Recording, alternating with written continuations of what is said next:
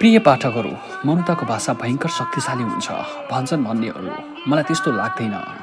मौनता भनेको आत्मसमर्पण पनि हो। ढुङ्गा, मुढा, पहाड, भित्ताहरू पनि चुपचाप बस्छन्। हुन त उनीहरूको पनि आफ्नै जीवन हुन्छ होला। म यो कुरामा यही नै हो भनेर ठोकुवा गर्न पनि चाहन्न। तर म आत्मसमर्पण गर्न सक्दिनँ। भेटिएका डायरीका अनौठा अक्षरहरूलाई कागजसँग च्यातचुत पारेर रद्दी टोकरीमा फ्याँक्न मन लिदिएन। सायद सायद बन्द डायरीको पेजहरूभित्र कसैको जिन्दगी अल्झिएको पनि हुन सक्छ। जसले लेख्यो उसले विषलाई बटुलेर समाजमा सार्वजनिक गर्न नसकेर चार दिवारभित्र राखेको पनि हुनसक्छ। खैर, म तर्क वितर्कले यो विषयलाई ढाकछेप गर्न चाहन्न। मेरो देशले दरार ल्याएको छ। यो डायरीको पात्रहरूमा पूर्ण मित्रतालाई चिरफार गरेर जथाभावे बिथुलेको छ सिडनीले। केही थान जीवनहरू तितर बितर भएका छन्। तपाईँहरूको साझा बुझाइ त्यही होला। म मेरो जन्मभूमिको ऋण तिर्न पनि यो डायरी पाठकहरूमाझ ल्याएकी छु। सही गर्दछु या बिल्कुल गर्नै नहुने काम, त्यो मलाई थाहा छैन अथवा ज्ञान छैन।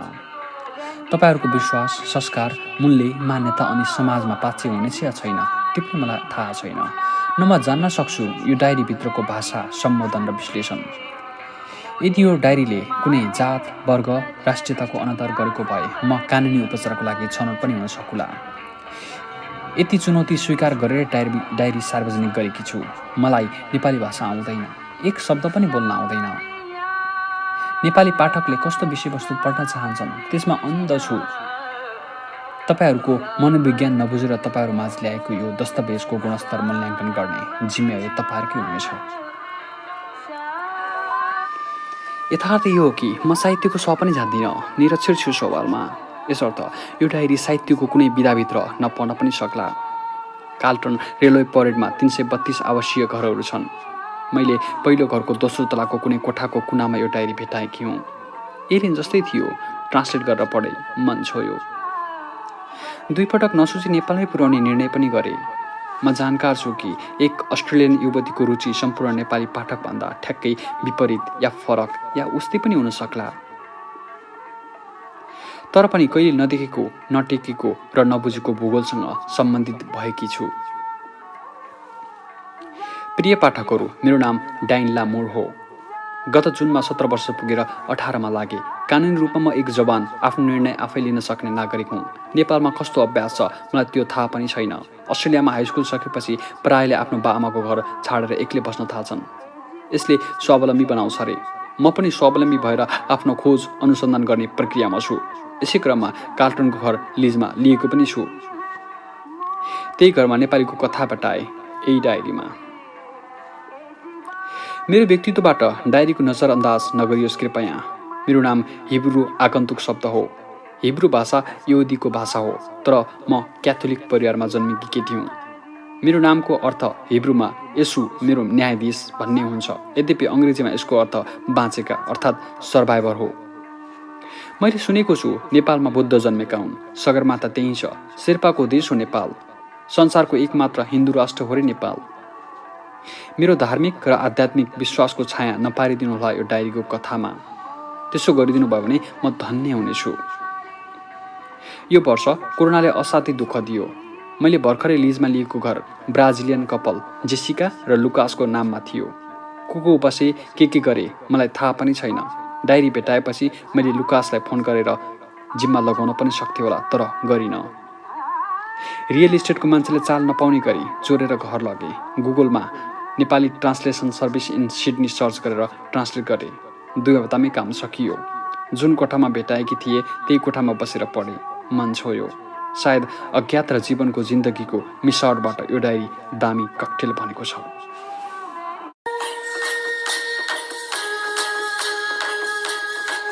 डाइन लामोर एक अस्ट्रेलियन नागरिक युवती हुन्। उनले भर्खरै मात्रै लिजमा लिएको नयाँ घर इन्स्पेक्सन गर्ने क्रममा नेपालीमा लेखिएको डायरी भेट्याउँछिन्। सोही डायरीलाई अङ्ग्रेजीमा अनुवाद गरेर पढ्छिन्। डायरीमा लेखिएका कथा र त्यसका भावनाले उनको मन पराजय गर्न सफल हुन्छ र उनले सोही डायरीलाई नेपालीमै प्रकाशन गर्ने अठोट लिन्छन्। हालसम्म आइपुग्दा यो अलपत्र परेको डायरी कहाँ, कसले र कसरी भेटियो भन्ने कुरालाई प्रस्तुत गरियो। अबका दिनहरूमा डायरीभित्रका कथा र यसका भावनालाई प्रस्तुत गरिनेछ। आउनुहोस् सुरु गरौँ।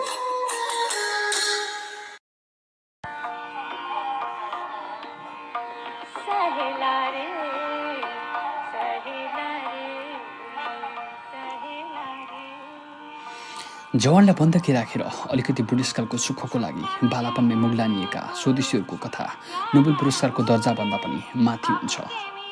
दिल दुख्नेहरू, मन भाँचिनेहरू, सम्बन्ध गाँसिनेहरू, नासिनेहरू, जिन्दगी दुख्ने र दुखाउनेहरूको हरिसाप केही हुँदैन रहेछ परदेशीको जीवनमा। त्यो भिडबाट कतिले सम्पत्ति कमाउँछन् त कतिले अभावको आँसुबाटै जिन्दगी जिउने कला, गुम्सिएका भावनाहरू, निसासिएका चाहनाहरू अनि सम्बन्धको स्वादले तिर्खाएका प्यासी मनहरू भित्रै रापिन्छन्। त्यो राप सहन सक्नेहरूको स्वरूप उस्तै हुँदो रहेछ जब जब सहनशीलताको बाँध कमजोर बन्दै जान्छ या भनौँ भत्किन्छ। छताछुल्ला भावनाले नसोचेको मान्छे भइदो रहेछ। अभावको पीडाले दिल दुखाउँछ तर चाहनाको तमाम सपनाको दाह संस्कार गरेर आर्जेको सम्पत्तिले जिन्दगी दुखाउँछ।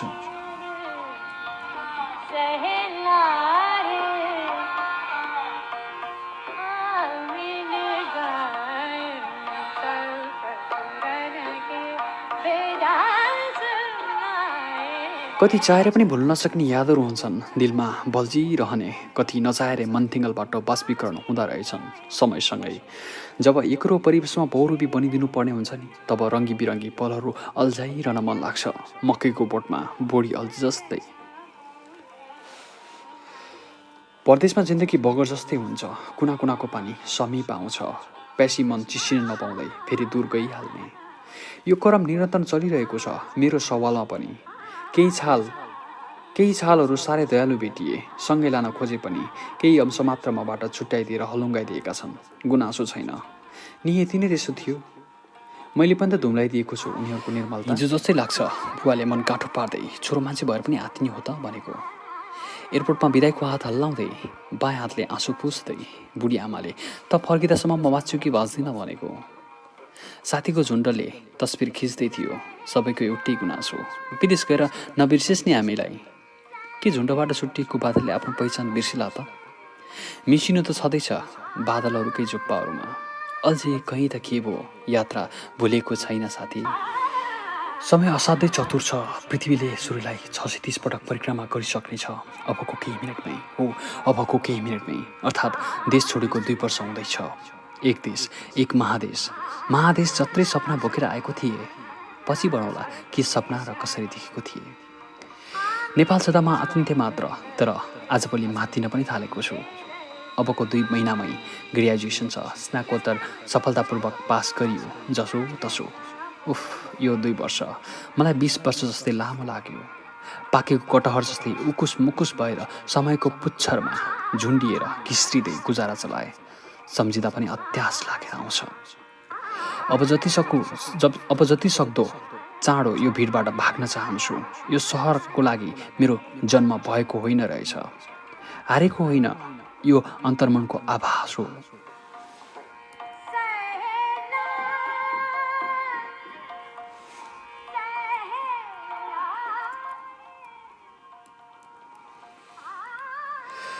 भन्दै थिए समय चतुर छ।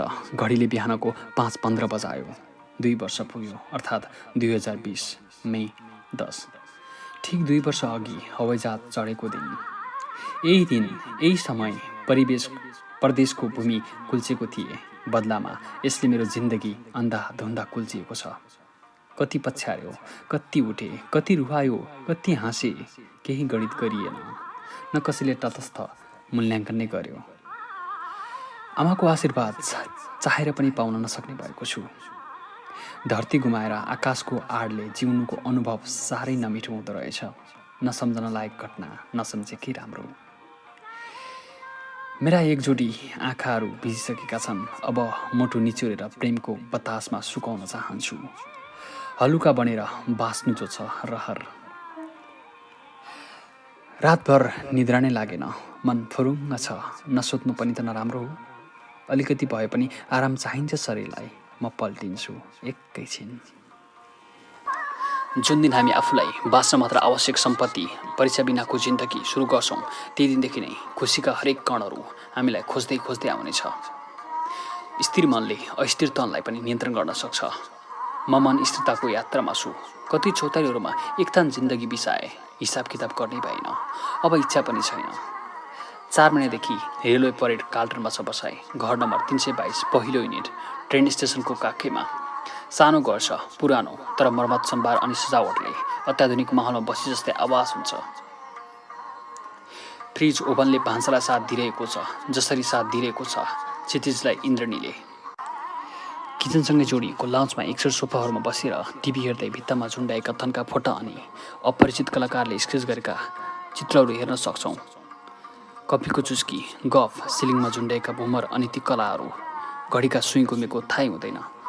तर कफीको चुस्की लिँदै बोलिदिने मान्छे नभएर मात्र हो, घन्टा पनि दिन जतिकै गरुङ्गो लाग्ने, आवाजहरू सुनिदिने र सुनाइदिने नभएर मात्र हो, त्यो सेकेन्डको सुई जिस्किँदै ढिला कोद्ने, भित्तामा चिप्किएको घडी र दिलको कुनै कुनामा चिप्किएको पश्चातापको कुण्ठा दुवै मलाई मन पर्दैन आजभोलि। भित्ताको घडी त म नराख्न सकुला, तर दिलको कुरा।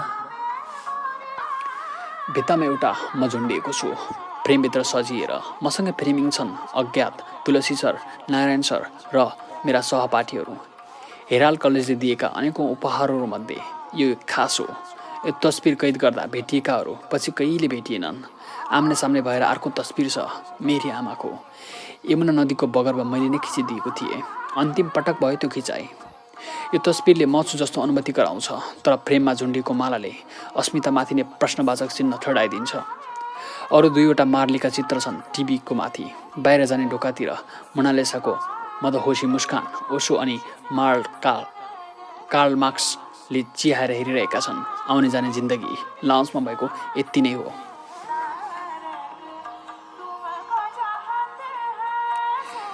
दुईवटा लिभिङ रुम, एउटा मेरो, अर्कोमा ब्राजिलियन कपाल बस्छन्। नाम थाहा छ, जेसिका र लुकास। त्यही हो, अरू केही थाहा छैन। कस्तो छ उनीहरूको व्यवहार त्यो पनि अड्कल गर्न सक्दिनँ। तर कहिलेकाहीँ वासिङ मेसिनभित्रै थन्किएका मेरा कपडाहरू जेसिकाले बरन्डामा सुकाइदिएकी हुन्छन्। लुकासले मलाई कहिले भनेन लाउन्ज सफा गर भनेर, न गुनासो नै गर्यो।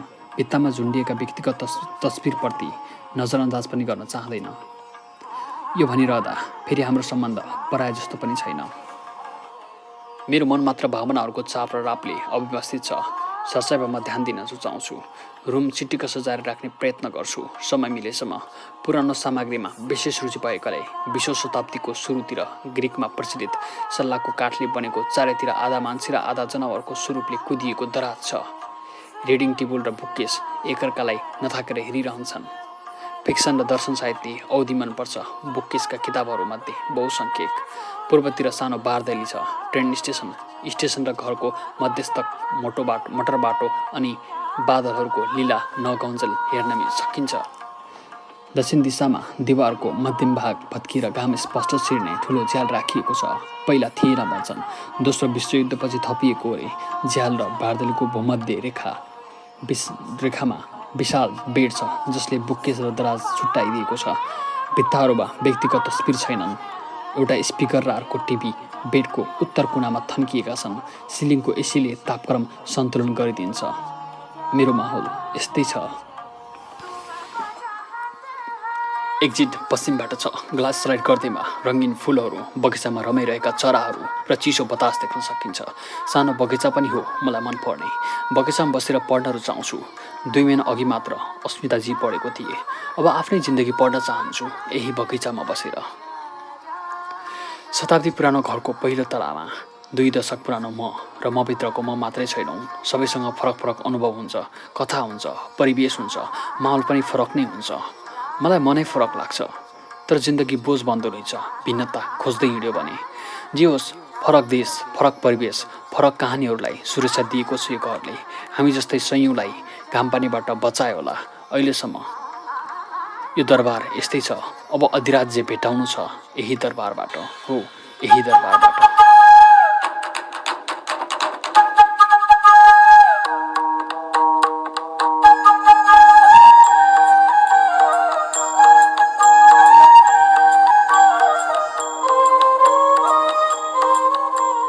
हवस् त, आजलाई यति नै।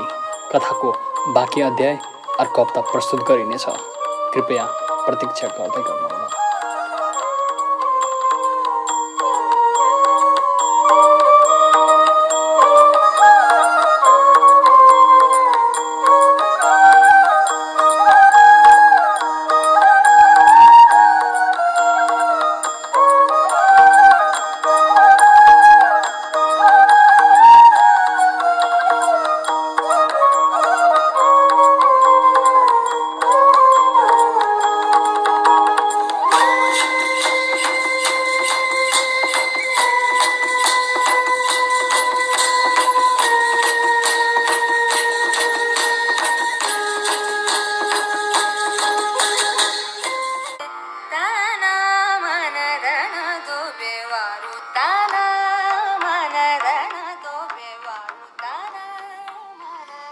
आत्मा भगवानको स्वरूप हो भने शरीर मन्दिर हो। मन्दिर र भगवानलाई स्वस्थ राख्न ध्यान योगा आवश्यक छ। चिन्तनलाई मात्र होइन, साधनाले मनलाई पनि नियन्त्रण गर्न सक्दो रहेछ। जतिसुकै व्यस्त भए पनि 30 मिनट मेडिटेसन प्रत्येक दिन गर्न थालेको 1 वर्ष जति भयो। अरू जस्तै म पनि चाहन्छु ध्यान, भक्ति, आत्मशक्ति वृद्धि गर्न। म धार्मिक छु भनेर आफ्नो परिचयमा जोड्न त चाहँदैन, तर अनायासै मेरा पाइलाहरू मन्दिरका ढोकासम्म मोडिन थालेका छन् आचेल। थाहा छैन यो कस्तो सम्बन्ध हो। बाहिरबाट कसैले ढोका नक गरे जस्तो लाग्यो। एक जोडी कान सक्रिय थिए, तर जाँगर नै चलेको थिएन ढोकासम्म पुग्नलाई। व्यवस्था गरिदिए, नसुने चाहिँ गरेर। शरीर मदहोसी भएको थियो। नजर खोलेरै पल्टेको थिए, तर अनुभव भने केही गर्न सकिरहेको थिएन। फेरि पनि जोड-जोडले ढोका बज्न थाल्यो। एकपटक बज्यो, फेरि बज्यो। कसैले नक गरिरह्यो। म मुडासरी पल्टिरहे, ब्ल्याङ्केटले शरीर ढाकेर। मौसम चिसो थियो। बारपाक भूकम्प जाँदा पनि यस्तै भएको थियो। म सुतिरहेको बेला आमाले कति धेरै ढोका ढकढकाउनु भएछ। मैले खोल्दै खोलिनँ। आत्तिएर बुवाले ढोका नै भत्काएपछि पो थाहा पाएँ। वरिपरिका घरहरू बालुवाका महल जस्तै गर्ल्याम गुर्लम पृथ्वीमा मिसिएको। झलझली आँखा अघि विपनासरी पो याद आयो। अत्तालिँदै कसैले ढोका खोल्यो, पर्लेबाट बचेर भागेको जस्तै। ढोका लक नगरेर सुतेको रहेछु। लुकास र जेसिका। लामो सास लिँदै लुकासले बोल्यो, ब्रदर। दिउँसोको 3 बजेसम्म पनि नउठेपछि डराएका रहेछन्। घामले लाली छाइसकेको थियो पश्चिमबाट। बादलका झुप्पाहरूलाई चिसो बतासले जिस्काइरहेको लोभलाग्दो सचित्र झ्यालबाटै देखे। कति धेरै फोन गरेको रहेछ लुकासले, पत्तै पाइन। म ठिक छु भन्ने जानेपछि ढोका बन्द गरेर गयो। कुनै योजना थिएन। काम हिजो मात्रै छाडेको। कलेज पनि छैन।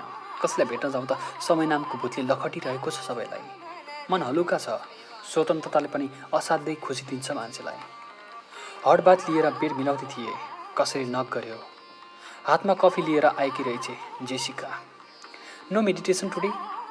प्रश्नसँगै कफी थमाए। ओब्रिकादो मेरो जवाब थियो, अर्थात् धन्यवाद। घडीले 3:30 बजाउँदै थियो। म घरबाट निस्किएँ। आज के गर्दैछौ भनेर सोधेकी थिए जेसिकाले। मुस्कानले मुहार सजाए। हेरौँ के हुन्छ भन्दै निस्किए पार्किङतिर। गन्तव्य नै नबनाई गाडी स्टार्ट गरे। कहाँ जाने निश्चित नै थिएन। मेन रोडसम्म त कार निकाले, तर त्यहाँबाट जाने कहाँ? ट्राफिक सिग्नल कुरिरहेको थिए। छेउैको गाडीमा कसैले भजन बजाएको छ। जटात बिग लज्जले प्रवाह पवि तस्थले ताण्डव सङ्गीत। गुगल म्यापमा मिन्टो टाइप गरेर त्यतै गए, अस्ट्रेलियाको पशुपतितिर। यस्तो धेरैपल्ट भएको छ मलाई। धेरै गन्तव्य यसरी नै तय गरेको छु। त्यही बाटो, त्यही गाडी धेरैपटक गुडाएको छु, तर आज माहौल भिन्न छ। बाटोमा कुदिरहेका गाडीहरू, सडक पेटीमा हिँडिरहेका मान्छेहरू, हरियो पर्यावरण, नौलो छाक छ। कुनै नयाँ देशको सुन्दर ठाउँमा भए जस्तै आवाज भएको छ। पर्खालले घेरिएका घरहरू र आँगनमा फुलिरहेका फुलहरू, कहीँ कतै आउने मैदान र मैदानमा खेलिरहेका बच्चा बच्ची हेरेर आँखा थाक्दै नथाक्ने। विशाल पार्क, हरियो पर्यावरण, साना साना खोलाहरू, स्वर्गको टुक्रा जस्तै लागेको छ आज यी सबै। कार रोक्दै, खोलाको आवाज सुन्दै, मैदानमा रमाइरहेका बालबालिका नियाल्दै, आफ्नो बाल्यकाल सम्झिँदै मन्दिर आइपुगे। गेटमा कराइरहेका चराहरू मैलाई नै स्वागत गरे जस्तो लाग्यो। उही मन्दिर।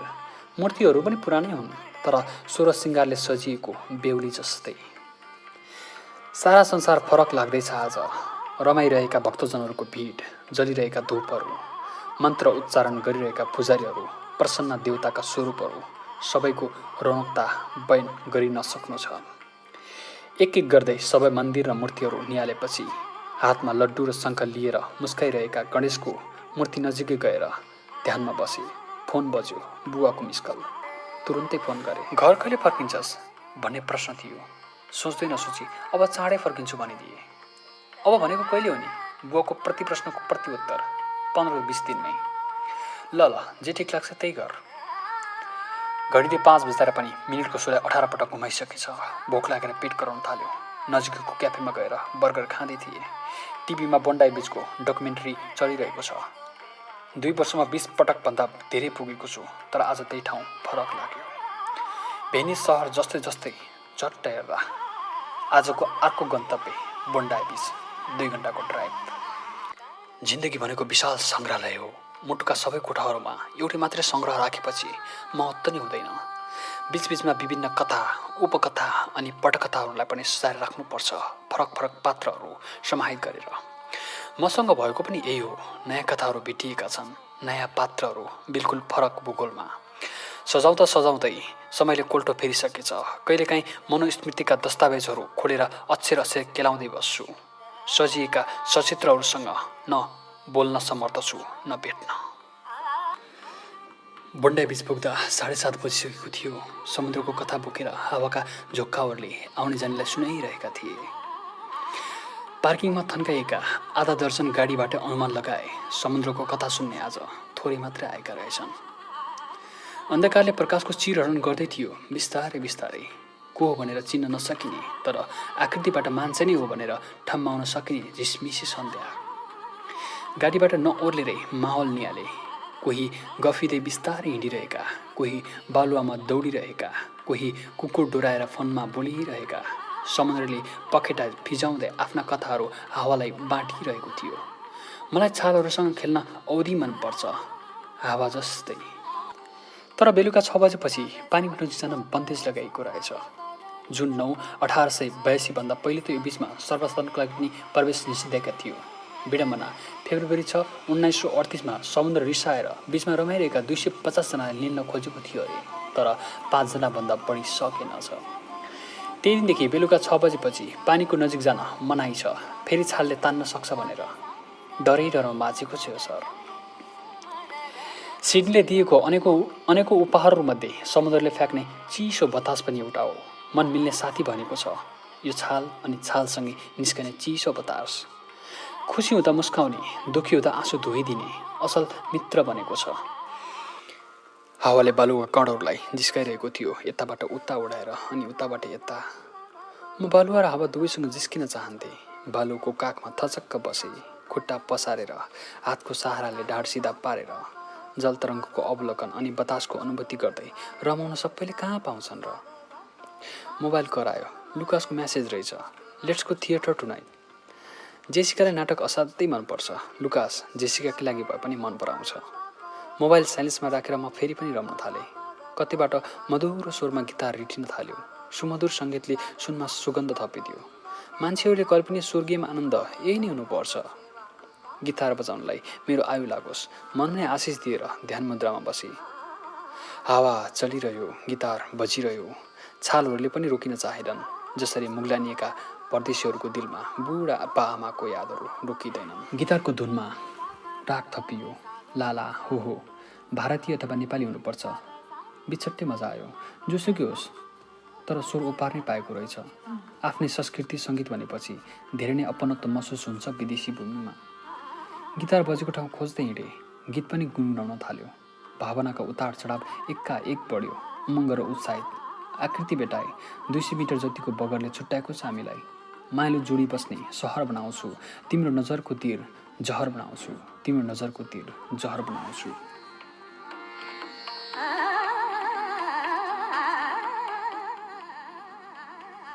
कति सुने जस्तो लाग्यो। धेरै सम्झिने प्रयत्न गरेँ। दिमाग थाकिसकेछ। आवाज पनि कता परिचित जस्तै लाग्यो। भ्रम पनि हुनसक्छ। के गरौँ कसो गरौँ? बोलाऊ नचिनेको भैरिसाउला, नबोलाऊ मनले चिनेको हो भन्दैछ। विरोधाभास अवस्थामा एउटा जुक्ति आयो। हतार हतार गीत युट्युबमा सर्च गर्न थालेँ। इन्टरनेटको विकासले धेरै कुरा सजिलो बनाएको छ, सजिलोसँगै अल्छी पनि बनाएको छ जिन्दगी। वरपर रमाइरहेकाहरूले जस्तै टोपी, चिसो बतास सेक्न सक्ने स्वेटर र सर्ट लगाएर सङ्गीतको तरङ्गमा डुबेको दारीजुङ्गा बढेको सजिलै थाहा पाइने। गीत नै नेपाली गाइसकेपछि यति कुरामा ढुक्क भए नेपाली नै हो। डर र खुसी मिसाउँदै युट्युबमा सर्च गरेँ मायालु जोडी बस्ने सहर बनाउँछु। युट्युबले धोका दियो। कुनै गीत नै रहेन रहेछ, तर गजल रहेछ। अकल्पनीय 2 वर्ष पुरानो गजल, अज्ञातको गजल। कतै त्यो गीत गाउने अज्ञात नै त होइन? सर्च गरिसकेपछि मेरा नजर उत्तिर तर्सिए। अफसोस न गिटार छ न गीत छ। वरपर भौतारिएर धेरै खोजे, कतै भेटिन। अज्ञात भन्दै धेरै चिच्याउँदै बिचको वरपर दौडिए। भेट्टाए पो असफल भए। हुनसक्छ नजिकै मोबाइल चलाउँदा देखे होला अनि असहज भएर गयो होला। तर यति चाँडै यसरी हराउन के कोही सक्छ र? भ्रम रचाउँथ्यो। उसको स्वर पनि ठ्याक्कै यस्तै थियो अनि अज्ञात पनि एकान्तमै बसेर गिटार बजाउँदै गीत गाउन खुब रुचाउँथ्यो। तर ऊ किन अस्ट्रेलिया आउँथ्यो होला र? राष्ट्रमा केही गर्नुपर्छ भन्दै समाज रूपान्तरणमा खटिने मान्छे के यसरी मुगलान आउन सक्ला त? सोचहरूसँग गुज्रिँदै बालुवामै राखिएको कुर्सीमा बसेर छालहरूको लीला हेर्दै थिए। पार्किङबाट एउटा कार निस्कियो। बताससँगै आग्रह गर्दै म पनि फर्किएँ। यादवले तर्सिएको मन संसारको जतिसुकै कुनामा पनि अपूर्ण नै हुँदो रहेछ।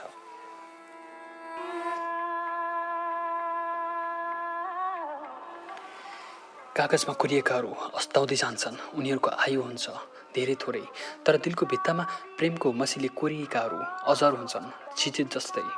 न उनीहरूलाई सम्हाल्छु भनेर सम्हालिन सकिन्छ, न त बिर्सिन नै। फेरि सम्बन्ध बनाउन सजिलो जति छ, निरन्तरता दिन छैन।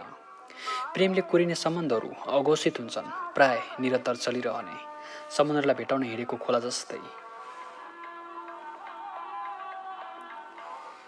निजा वाज हियर यस्टरडे। टिभी हेर्दै थिए जेसिका। रियली? कफी कपमा राखेर एक कप उसलाई दिए, अर्को मलाई। लुकास घरमा थिएन। Better to call her immediately Jeevan. जेसिकाको सल्लाह असल दिदीको जस्तै लाग्छ। म कहिले नकार्नै सक्दिनँ भावना मिसिएका उपदेशहरूलाई। फोन लगाए। भाइ, तिमीलाई गाली गर्न मन छ? तलमा रोमलिराखेको बेला मलाई आफूसँग बगाउँदै बग्न सिकाउनु भएको हो। उहाँलाई माया गर्ने र गाली गर्ने दुब्बै हक छ।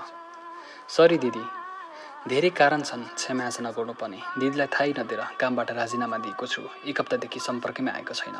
न म्यासेजको रिप्लाई न त फोन नै गरेको छु। सरी भने भइहाल्यो है। गल्ती स्वीकार दिने आफ्नै हुन्छन्। जेसिकाले भोलुम घटाइसकेकी थिए। भिनाजु धेरै रिसाउनु भएको छ। भिनाजुको रिसमा प्रेम मिसिएको हुन्छ। मलाई मनपर्छ उहाँ रिसाएको। दिदी, म नेपाल जाने सोच्दैछु। निर्णय लिइसके पनि म आज्ञा चाहन्थे। बल्ल सही सोच्यो। जिस्काउँदै अब बिहे गर्नुपर्छ। आमाको तिथि गर्नु पर्ला। फेरि बुवाको भिसा लस पनि गर्ने सोच्दैछु। दीक्षान्त समारोहमा उपस्थित गराउनु पर्ला। यसो अस्ट्रेलिया पनि घुमाइदिनु पर्ला। विषय परिवर्तन गर्न चाहन्थे। टिकट बुक गरिदिन्छु म एकैछिनमै। कतिपय नाताहरू छरपस्ट रहे पनि माथिबाट बनेर आएका हुन्छन्।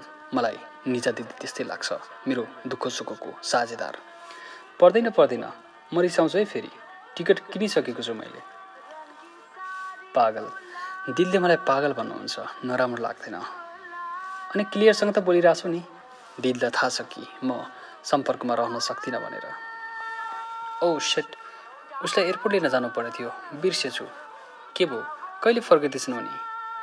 सायद यी सबैको उत्तर मलाई भन्दा पहिला दिदीलाई नै आएको हुनुपर्छ। ऊ मसँग भन्दा दिदीसँग धेरै बोल्छे। जर्मनीबाट हिँडिसकी। उत्तर दिने प्रयास गर्दै इमेल चेक गरे। क्लियरले फ्लाइट डिटेल पठाएकी थिए। बेलुका 5:30 बजी ल्यान्डिङ छ। खाना खाऊ, म आउँछु एकैछिनमा, अनि सँगै जाउँला एयरपोर्ट। दिदीको जवाब। क्लियर मेरो प्रेमिका हो। पहिलो भेटमै उसले भनेकी थिए प्रेमले स्वतन्त्रताको रक्षा र सकेसम्म बढुवा गर्नुपर्छ।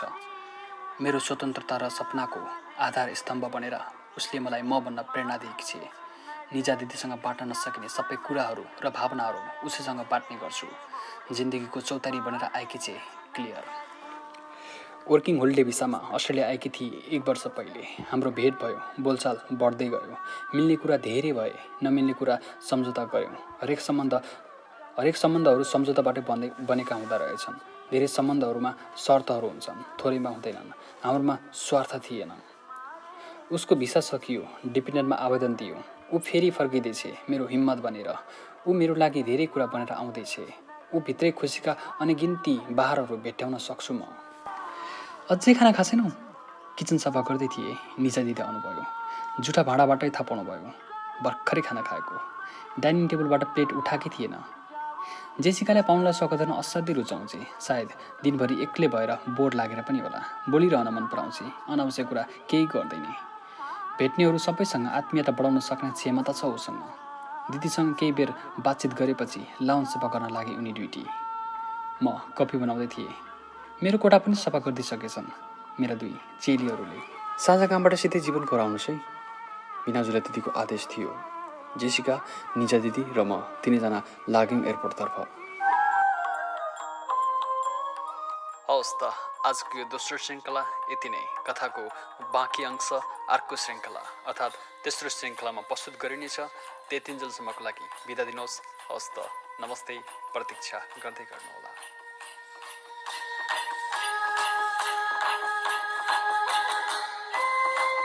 साझा कामबाट सिधै जीवनको हराउनुहोस् है। मिनाजुलाई दिदीको आदेश थियो। जेसिका, निजा दिदी र म तिनैजना लाग्यौँ एयरपोर्टतर्फ।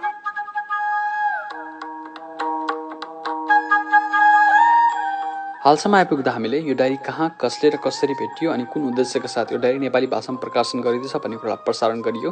जीवन, यो कथाको प्रमुख पात्रले आफ्नो बसाइ, विगत, वर्तमान, थोरै मनभित्र गुम्सिएका भावनाहरूलाई वृत्तान्त रूपमा प्रस्तुत गरेको पनि देखिन्छ।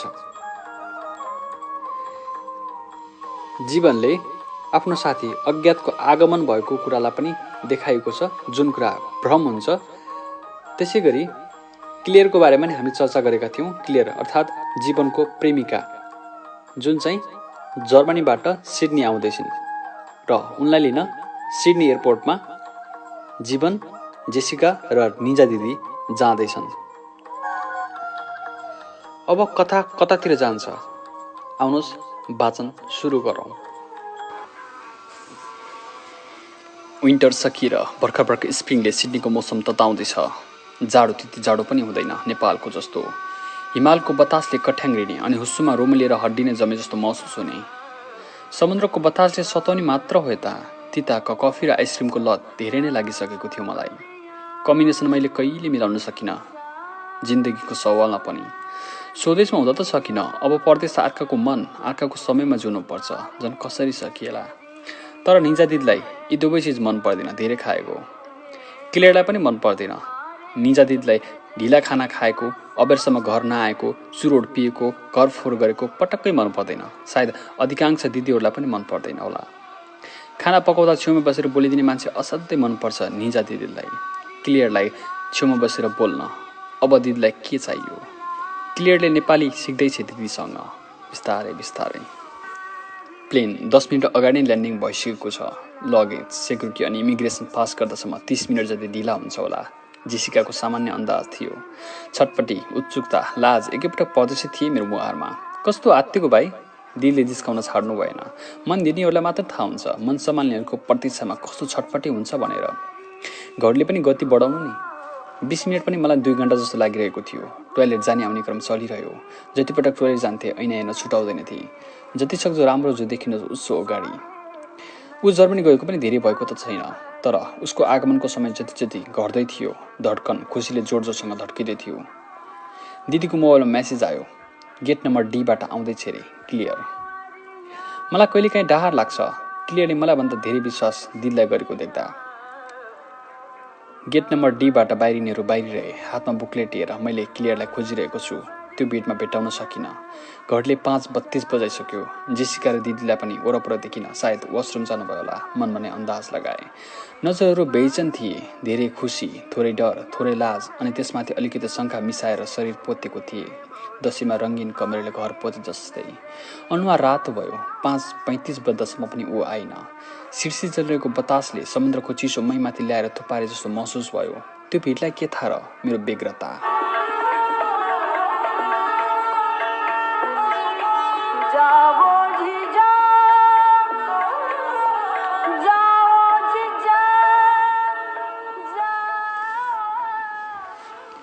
पछाडिबाट कसैले मेरो आँखा छोपिदियो। एकछिन त रिस उठ्यो, तर साँचो प्रेम गर्नेहरू कहिले उत्तेजनामा आउँदैनन्। उनीहरू कर्तव्यदेखि डराएर पनि भाग्दैनन्। प्रेमले अडिग रहन सिकाउँछ, प्रेमले स्थिर रहन सिकाउँछ। प्रेम गर्नेहरू हरेक समस्यासँग जुधेर अगाडि बढ्न सक्ने सामर्थ्य राख्छन्। निजा दिदीलाई फ्लर्ट गर्न कसैले सिकाउनु पर्दैन, जस्तो स्थितिमा पनि माहौल परिवर्तन गर्न सक्ने। दिदी हल्का मुस्कुराउँदै गरेको अन्दाज, केही प्रतिक्रिया आएन। त्यत्रो एयरपोर्टमा सिडनीबाटै चिन्जान गरेको कति धेरै हुन्छन्। नेपाल आउने जानेहरू पनि धेरै हुन सक्छन्। कसरी ठम्माउने कि कसले आँखा छोपिदियो भनेर हातहरू बेस्तरी दबिँदै गए। एकजोडी आँखाले पीडा महसुस गर्ने गरे। दिदीबाहेकहरू कसलाई मेरो आँखा छोपिदिन मनपर्छ सरसर्ती सम्झिए। मेरी आमा मौका मिलेसम्म जहिले जिस्किनुहुन्थ्यो। अर्को अज्ञातको हँसिलो मुहारको याद आयो। कलेज जाँदा धेरै पटक आँखा छोपिदिएको छ उसले। तर न मेरी आमा सिडनीमा, न त अज्ञात नै हुन सक्छ। असम्भव। संसार हेर्ने आँखाहरू, बन्द गरिदिने हातहरू बिस्तारै सुमसुमाउन थाले। केटीको हुनुपर्छ। कोमल, मुलायम छाला, फेरि मेकअपको स्मेल पनि छ। जेसिका हुनै सक्दिनँ, उसलाई मेकअपमा मनै छैन। क्लियर? ऊ आउने गेटमा त म आधा घन्टादेखि प्रतीक्षामा छु। ऊ हुनै सक्दिनँ, मनको कुरा। हत्केला हुँदै मुहारमा सुमसुमाउन थाले। मासु थुप्रिएका गाला, चुच्चे नाक, फराकिलो निधार, पिपल पाते ओठ, सबै महसुस गर्न भ्याए। ऊ क्लियर नै हुनुपर्छ। You are no other than clear. हा हा हा, म विश्वस्त थिएँ। What if your wrong? जेसिकाले कन्फ्युज बनाइदिए। दिमागमा सिल्ली आइडिया आयो। मुहारबाट बिस्तारै हात उसको छातीतिर सुमसुमाउन थाले। हा हा हा, नटी।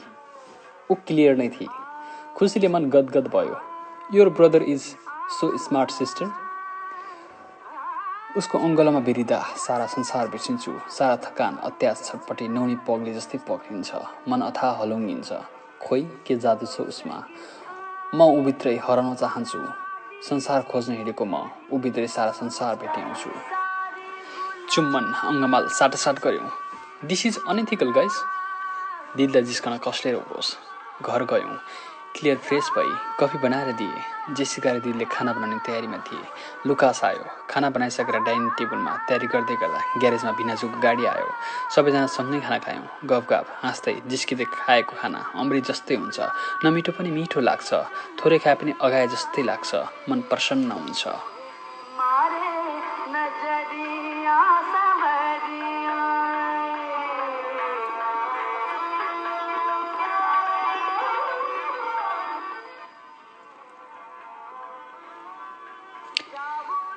क्लियरले दिदी बिनाजुलाई गिफ्ट ल्याएकी रहेछ। लगेज खोलखाल पार्न थाली। What you have brought for Jeevan? बिनाजुले चस्मा लगाउँदै गरेको प्रश्न थियो। Oh my God, I am the biggest gift for him. ऊ पनि जिस्किन कहाँ कम थिर। 11 बजिसकेको थियो। दिदी बिनाजु घर जानुभयो। क्लियर थाकेकी थिए। हामी पनि सुत्यौँ।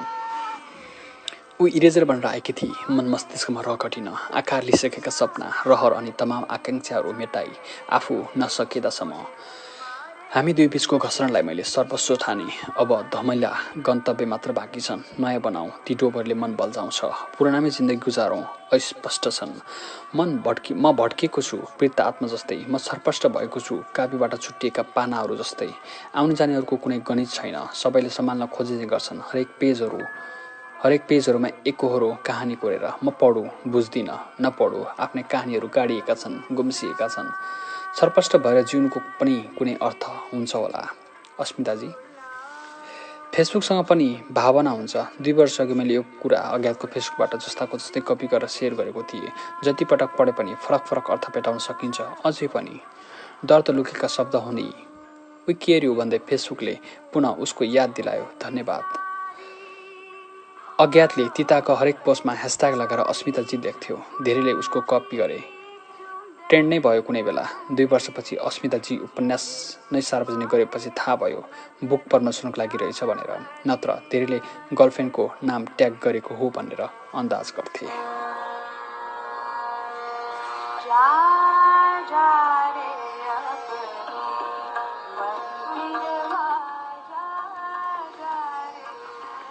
नेपाल जाने दिन पनि आयो। समय यति चाँडो बित्ने अस्ट्रेलिया मात्रै हो कि जस्तो पनि लाग्छ कहिलेकाहीँ।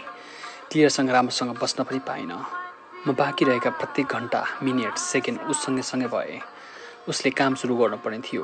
एजेन्सी धायौँ सँगै। उसलाई थिएटर मनपर्छ। जेसिकालाई पनि। हामी 3 जना नाटक हेर्न गयौँ। क्लियरलाई किचनको काम उति जाँगर चल्दैन जति मलाई चल्छ। उसकै लागि भए पनि म जाँगर निकाल्छु। मैले पकाउँदा ऊ छेउमै बसेर गफ गर्थे। मेरो साथी उस्ता, मेरो साथी यस्ता भन्थे। आफ्ना बालापनहरू, बदमासीहरू सुनाउँथे। हामी सँगै हाँस्थ्यौँ। क्लियरमै मैले आमालाई भेटाउन थालेको छु आचेल। म 12 क्लास पढ्दासम्म लोरी सुनाउनुहुन्थ्यो, जवानीका कुराहरू सुनाउनुहुन्थ्यो। किशोरावस्थासम्म मैले आमाको काखमा विश्राम लिएको छु। दिन प्रतिदिन क्लियरप्रति माया बढ्दैछ आचेल। एक दिन वासिङ मेसिनबाट कपडा झिकेर सुकाउँदै थिए। क्लियरले आफ्नो भूतपूर्व प्रेमीको प्रसङ्ग निकाली। उसलाई थाहा छ कि ऊ मेरो पहिलो सम्बन्ध हो भनेर। उसले धेरै माया गर्थ्यो। कलेज आउँदा सधैँ चक्लेट ल्याइदिन्थ्यो। ऊ धेरै ह्यान्डसम थियो, केयरिङ पनि। ऊ सुनाउँदै गई। 2 दिनपछि मेरो फ्लाइट थियो। मैले नेपाल लानुपर्ने कपडा, ब्याग, जुत्ता धोएर सुकाउँदै थिएँ। मुसुमुसु मुस्काउँदै हो र वाउ भनिदिए। उसले मलाई किस गरेको थियो। मलाई हेर्दै ऊ माथिदिए थिए जिस्काउँदै। मलाई पनि राम्रो लागिरहेको थियो। पछि उसले प्रपोज गर्यो अनि मैले पनि यास पनि दिएँ। ऊ बोलिरही। उसले मेरो प्रतिक्रिया बेग्रत साथ कुरिरहेकी थिए। मलाई थाहा थियो उसलाई म रिसाएको हेर्नु छ। म हाँस्न छाड्दिनँ। ऊ हातका कपडा भुइँ फालेर भित्र गई रिसाएर। सायद हुनसक्छ नारीहरू आफ्नो जीवनसाथी आफूप्रति कट्टरपन्थी भएको हेर्न चाहन्छन्। के भयो, किस गर्नु कि नराम्रो र? कोठा बन्द गरेर ठुस्किरहेकी थिए। ऊ बोल्दै बोलिन। के भयो मेरो सानलाई म बोलाउन किन छाड्थेँ र? ऊ पर सर्दै गई। म उसको अघि गएर सोध्न पनि छाडिनँ। के भयो नबोल मसँग। ऊ रिसाकी छे। उसका गुलाबी ओठहरूमा मेरो ओठ मिलाउँदै किस गरे। ऊ मुस्कुराउँदै थिए, मुस्कान नदेखाएर। एक प्रेमीले प्रेमिकाको नदेखेका रहर त महसुस गर्न सक्छ भने मुस्कान त सामान्य हो। मैले फेरि पनि किस गरेँ, ओठमा ओठ मिलाएर। आफ्नो गर्लफ्रेन्डलाई अर्काले किस गरेको सुन्दा रिसाउनु पर्दैन? कुरो यस्तो रहेछ, अबदेखि कसैले गर्यो भने रिसाउँला। उसलाई फकाउनु छ। तिमी रिसायो भने त सुनामी नै आउँछ। उसलाई थाहा छ मलाई रिसाउन आउँदैन। वास्तवमै मलाई रिसाउने हर्मोन नदिएर भगवानले धरतीमा पठाएका रहेछन्। अबदेखि रिसाउँछु, पक्कै रिस उठ्छ जसरी भनेको थिएँ, रिसाएको जसरी। भो पर्दैन, जे छौ मेरो लागि पर्फेक्ट छौ। उसको अँगालोमा म दुनियाँ भेटाउँछु। नेपाल जान मन नै छैन, तर वचन दिइसकेको छु। दिदीले फोन गरेर पटक पटक सम्झाइरहनु भयो। सपिङ गर, प्याकिङ गर, यताउता गएर भेटघाट गर। मलाई घरमै बस्नु थियो क्लियरसँग। दिदी बिनाजु सपिङ जाने भनेर आउनुभयो। भोलि बेलुकाको फ्लाइट छ। क्लियर निराश थिए। त्योभन्दा नबजा मलाई लागिरहेको छ। तर क्लियर एक अंश हो भने जन्म दिने पिता पनि त अर्को अंश हुन्। बुवालाई सपिङ बिनाजुले गरिदिनु भयो। भतिजी र भाउजूलाई दिदी र क्लियरले। घरमा अरू कोही छैनन्। छरछिमेकीलाई विदेशबाट जीवन आयो जस्तो पनि त हुनु पर्यो भन्दै बिनाजुले 2 प्याकेट चक्लेट ब्यागमा राखिदिनु भयो। त्यो साँझ होटलमै डिनर गऱ्यौँ। हामी छँदैछौँ नि, क्लियरको चिन्ता लिनु पर्दैन। बिनाजु सम्वाद गर्न चाहनुहुन्थ्यो। खाना खाएपछि सोफामा टिभी हेर्दै बसिरहेका थियौँ। उसले मेरो भन्दा पनि आफ्नो चिन्ता लिनुपर्छ। क्लियर मभन्दा परिपक्व चाहिँ डिपेन्डेन्ट पनि। सबैजना हाँस्यौँ। या धेरै बसी 1 महिना बस्छ होला, के को पुरै वर्ष उतै बस्ने जस्तो गरेर। पहिले नै भनिहाले नि, दिदी र क्लियरको सोचाइ उस्तै छ। नेपाल गएर यस्तो गर्नु उस्तो गर्नु भनेर दिदी बिनाजुले सम्झाउनु भयो। मनन गर्नै सकिरहेको थिएन। क्लियरसँग टाढिनुको पीडा बिछट्टै छ मनमा। एयरपोर्टमा छाड्न हामी पनि आउँछौँ। बिनाजुलाई थाहा छ कि प्रेमीको मनस्थिति। या त्यो पनि भन्ने कुरा हो, ढोका लगाउँदै दिदीले बिनाजुलाई दिएको सुझाव। हामी बिदा मागेर होटेलबाट फर्कियौँ रुमतर्फ। कहिलेकाहीँ रातहरू नसेकी हुन्थ्यो जस्तो लाग्छ। 24 घण्टा हप्तौँसँग बिहान हुँदै नहोस् जस्तो लाग्छ। मलाई त्यो रात त्यस्तै भएको थियो। अँगालोमा बेरिँदै रात बित्यो। एकअर्कालाई हेराहेर गरेर रात बित्यो। उसलाई म जिन्दगीभर यसरी नै हेरिरहन चाहन्छु। पलभरमै हराउँछु कि जसरी। उसको सेतो मुहार, खैरा नजर नियालिरहे। उसको एक चुम्बन र एक अँगालोले सारा पीडा सुखमा परिवर्तन गरिदिन्छन्। कतिखेर आँखा निदाएछन्, पत्तै पाइन। भोलिपल्ट 3 बजे बिहानै दिदी बिनाजु आउनुभयो। 4 बजे फ्लाइट छ। चाइना ट्रान्जिट छ 2 घण्टाको। क्लियरको सेतो मुहार रातो थियो। रातभर नसुतेर पनि होला। उसले के खान्छे होला, पकाउन अल्छी गर्छे। मनमा यो कुरा खेलिरहेको थियो।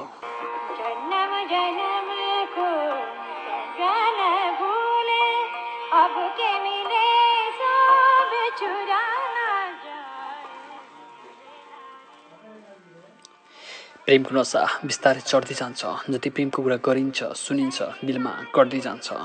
क्लियर भावनात्मक रूपमा ज्यादै बलियो थिए। हिजो जस्तै लाग्छ उसको साथीको ब्रेकअप हुँदा सम्झौदै भनेकी थिए। Billions of people are still alive for you. तर कति चाँडै प्रेम विरतिको नसा लागिसकेछ उसमा पनि। कति चाँडै मातिसकेछ। म प्रति कति धेरै परनिर्भर भइसकेछ। रगरगमा प्रेमको मात चढिसकेछ। सिडनीले सन्ध्यालाई स्वागत गर्ने तर्खरमा थियो। क्लियर मेरो अँगालोमा बेरिरहेकी थिए। रसाएका नजर निहुरिरहेका छन्। मलाई हेर्न सकिरहेका छैनन्। झन् भावुक भइन्छ भनेर होला, तर म उसको सुन्दरता हेर्न चाहन्थेँ। भाइ, अब टाइम भयो। दिदीलाई पनि चिन्ता छ। क्लियर छुट्टिने मानिरहेकी थिइन्। अँगालोमा बेरिरहन चाहन्थे। म ऊभित्र हराए जस्तै ऊ पनि मभित्र हराउन चाहन्थे। टेक केयर शब्द घाँटीमै अड्केला जस्तो भएको थियो। उसको आँखामा आँखा जुताउँदै भनेको थिए। भाइ, उसका ओठहरू चुमेर बिदाई मागे। दिदी बिनाजुलाई ढोक्नै बिर्सेछु। पछि नै नफर्की एयरपोर्टभित्र प्रवेश गरे। मनको पातलो बाँध पनि चुडिन सक्छ भनेर। इमिग्रेसन अफिसबाट उसलाई हेर्ने प्रयत्न गरेको थिएँ। आँसुका ढिका चुहाएर मैत्री हेरिरहेकी थिए। क्लियर वास्तवमा त्यो दिन मेरो शरीर मात्र नेपाल उठ्दै थियो। जिन्दगीमा भेटिने हरेक पात्रहरू केही न केही छाप छोडेर गएका हुन्छन्। कति छापहरू बिस्तारै धमिलिएर जान्छन् त कति प्रष्ट नै रहिरहन्छन्। दिलको कुना कुनामा डोब बनाएर गएका पात्रहरू त हुन् नि बारम्बार याद बनेर सताउने। एयरपोर्टभित्र छिरिसकेपछि गल्ती गर्दैछु कि जस्तो महसुस पनि भयो। त्यस्तो केही खास सम्बन्ध त थिएन अज्ञातसँग। फेरि उसले पनि त अरूसँग जस्तै मलाई व्यवहार गर्थ्यो। यदि मलाई जस्तै छटपटी उसलाई पनि भएको भए ऊ पनि त खोजी गर्न सक्थ्यो मेरो। इन्टरनेटको जमाना छ। फेसबुक इन्टरनेटमा मात्र सर्च गरेर भए पनि भेटाइहाल्थ्यो नि। सिक्युरिटी पास गरेपछि त मलाई अगाडि बढ्नै मन लागेन।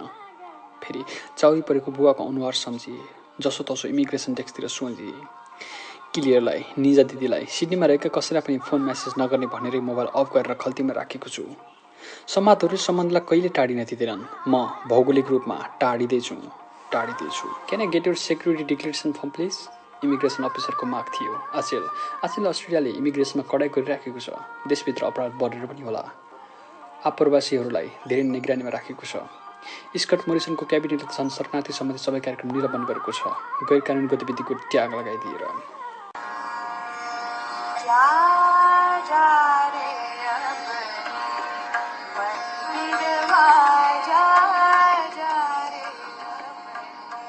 खल्ती, ब्याग सबैतिर खोजे, कतै भेटाइन। सेक्युरिटी पास गर्दा देखाए जस्तो लाग्छ, तर कहाँ भुलेछु। फर्म भर्नै भुले कि जस्तो पनि लाग्यो। तर सेक्युरिटी डिक्लेरेसन बिना त सेक्युरिटी पास नहुन पर्ने हो, अर्को मनले सोचे। कतै नभेटाएपछि लाइनबाट पछि सर्दै बाहिरिँदै थिए। जीवन दाई, यो फर्म। पछाडिबाट कसैले करायो। फ्लोरमा झार्नु भएको रहेछ। परिचित जस्तै लाग्छ उसको अनुहार। धन्यवाद भाइ, उसले दय भनेको आधारमा। इमिग्रेसन अफिसरको हस्ताक्षरले योग्य बनायो। बादलमाथिको बाटो हुँदै हिमालहरूको आँगनमा पुग्न सक्ने। बोर्डिङ पास गरेर प्लेनभित्र जानु अघि मात्रै मोबाइल अन गरे। क्लियरको बोली सुन्न मन लागेको थियो। जहाज उड्न अझै 31 मिनट बाँकी छ। त्यत्रो लामो समय क्लियरसँग बोलेर बिताउँछु जस्तो लाग्यो। तर कता कता डर पनि लागेको थियो। उसले नराउन मान्ली। मलाई पनि त यात्राभरि उसैको याद आउला। जे परि पर्ला भनेर उसको नम्बर सरासर डायल गरे। उत्तिखेरै मुड चेन्ज भयो। क्लियरको हँसिलो मुहार सम्झिए। बोलेको दियोलाई के निभाउनु जस्तो लाग्यो। डिलिट गरे। हेलो भाइ, प्लेनमा बस्यौ? निजा दिदीको फोन थियो। दिदी बसे, 20 मिनटमा डिपार्चर छ। केही अप्ठ्यारो त परेन नि? तपाईँहरूलाई छोडेर नेपाल जानै मन छैन भन्न मन थियो। तर यात्रामा लागिसकेपछि त्यत्रो कमजोर पनि बन्नु भएन दिदी। अनि क्लियर? दिदीले बिचमै रोक्नुभयो। मलाई थाहा छ तिमीले क्लियरलाई छोडेर जानै मन छैन।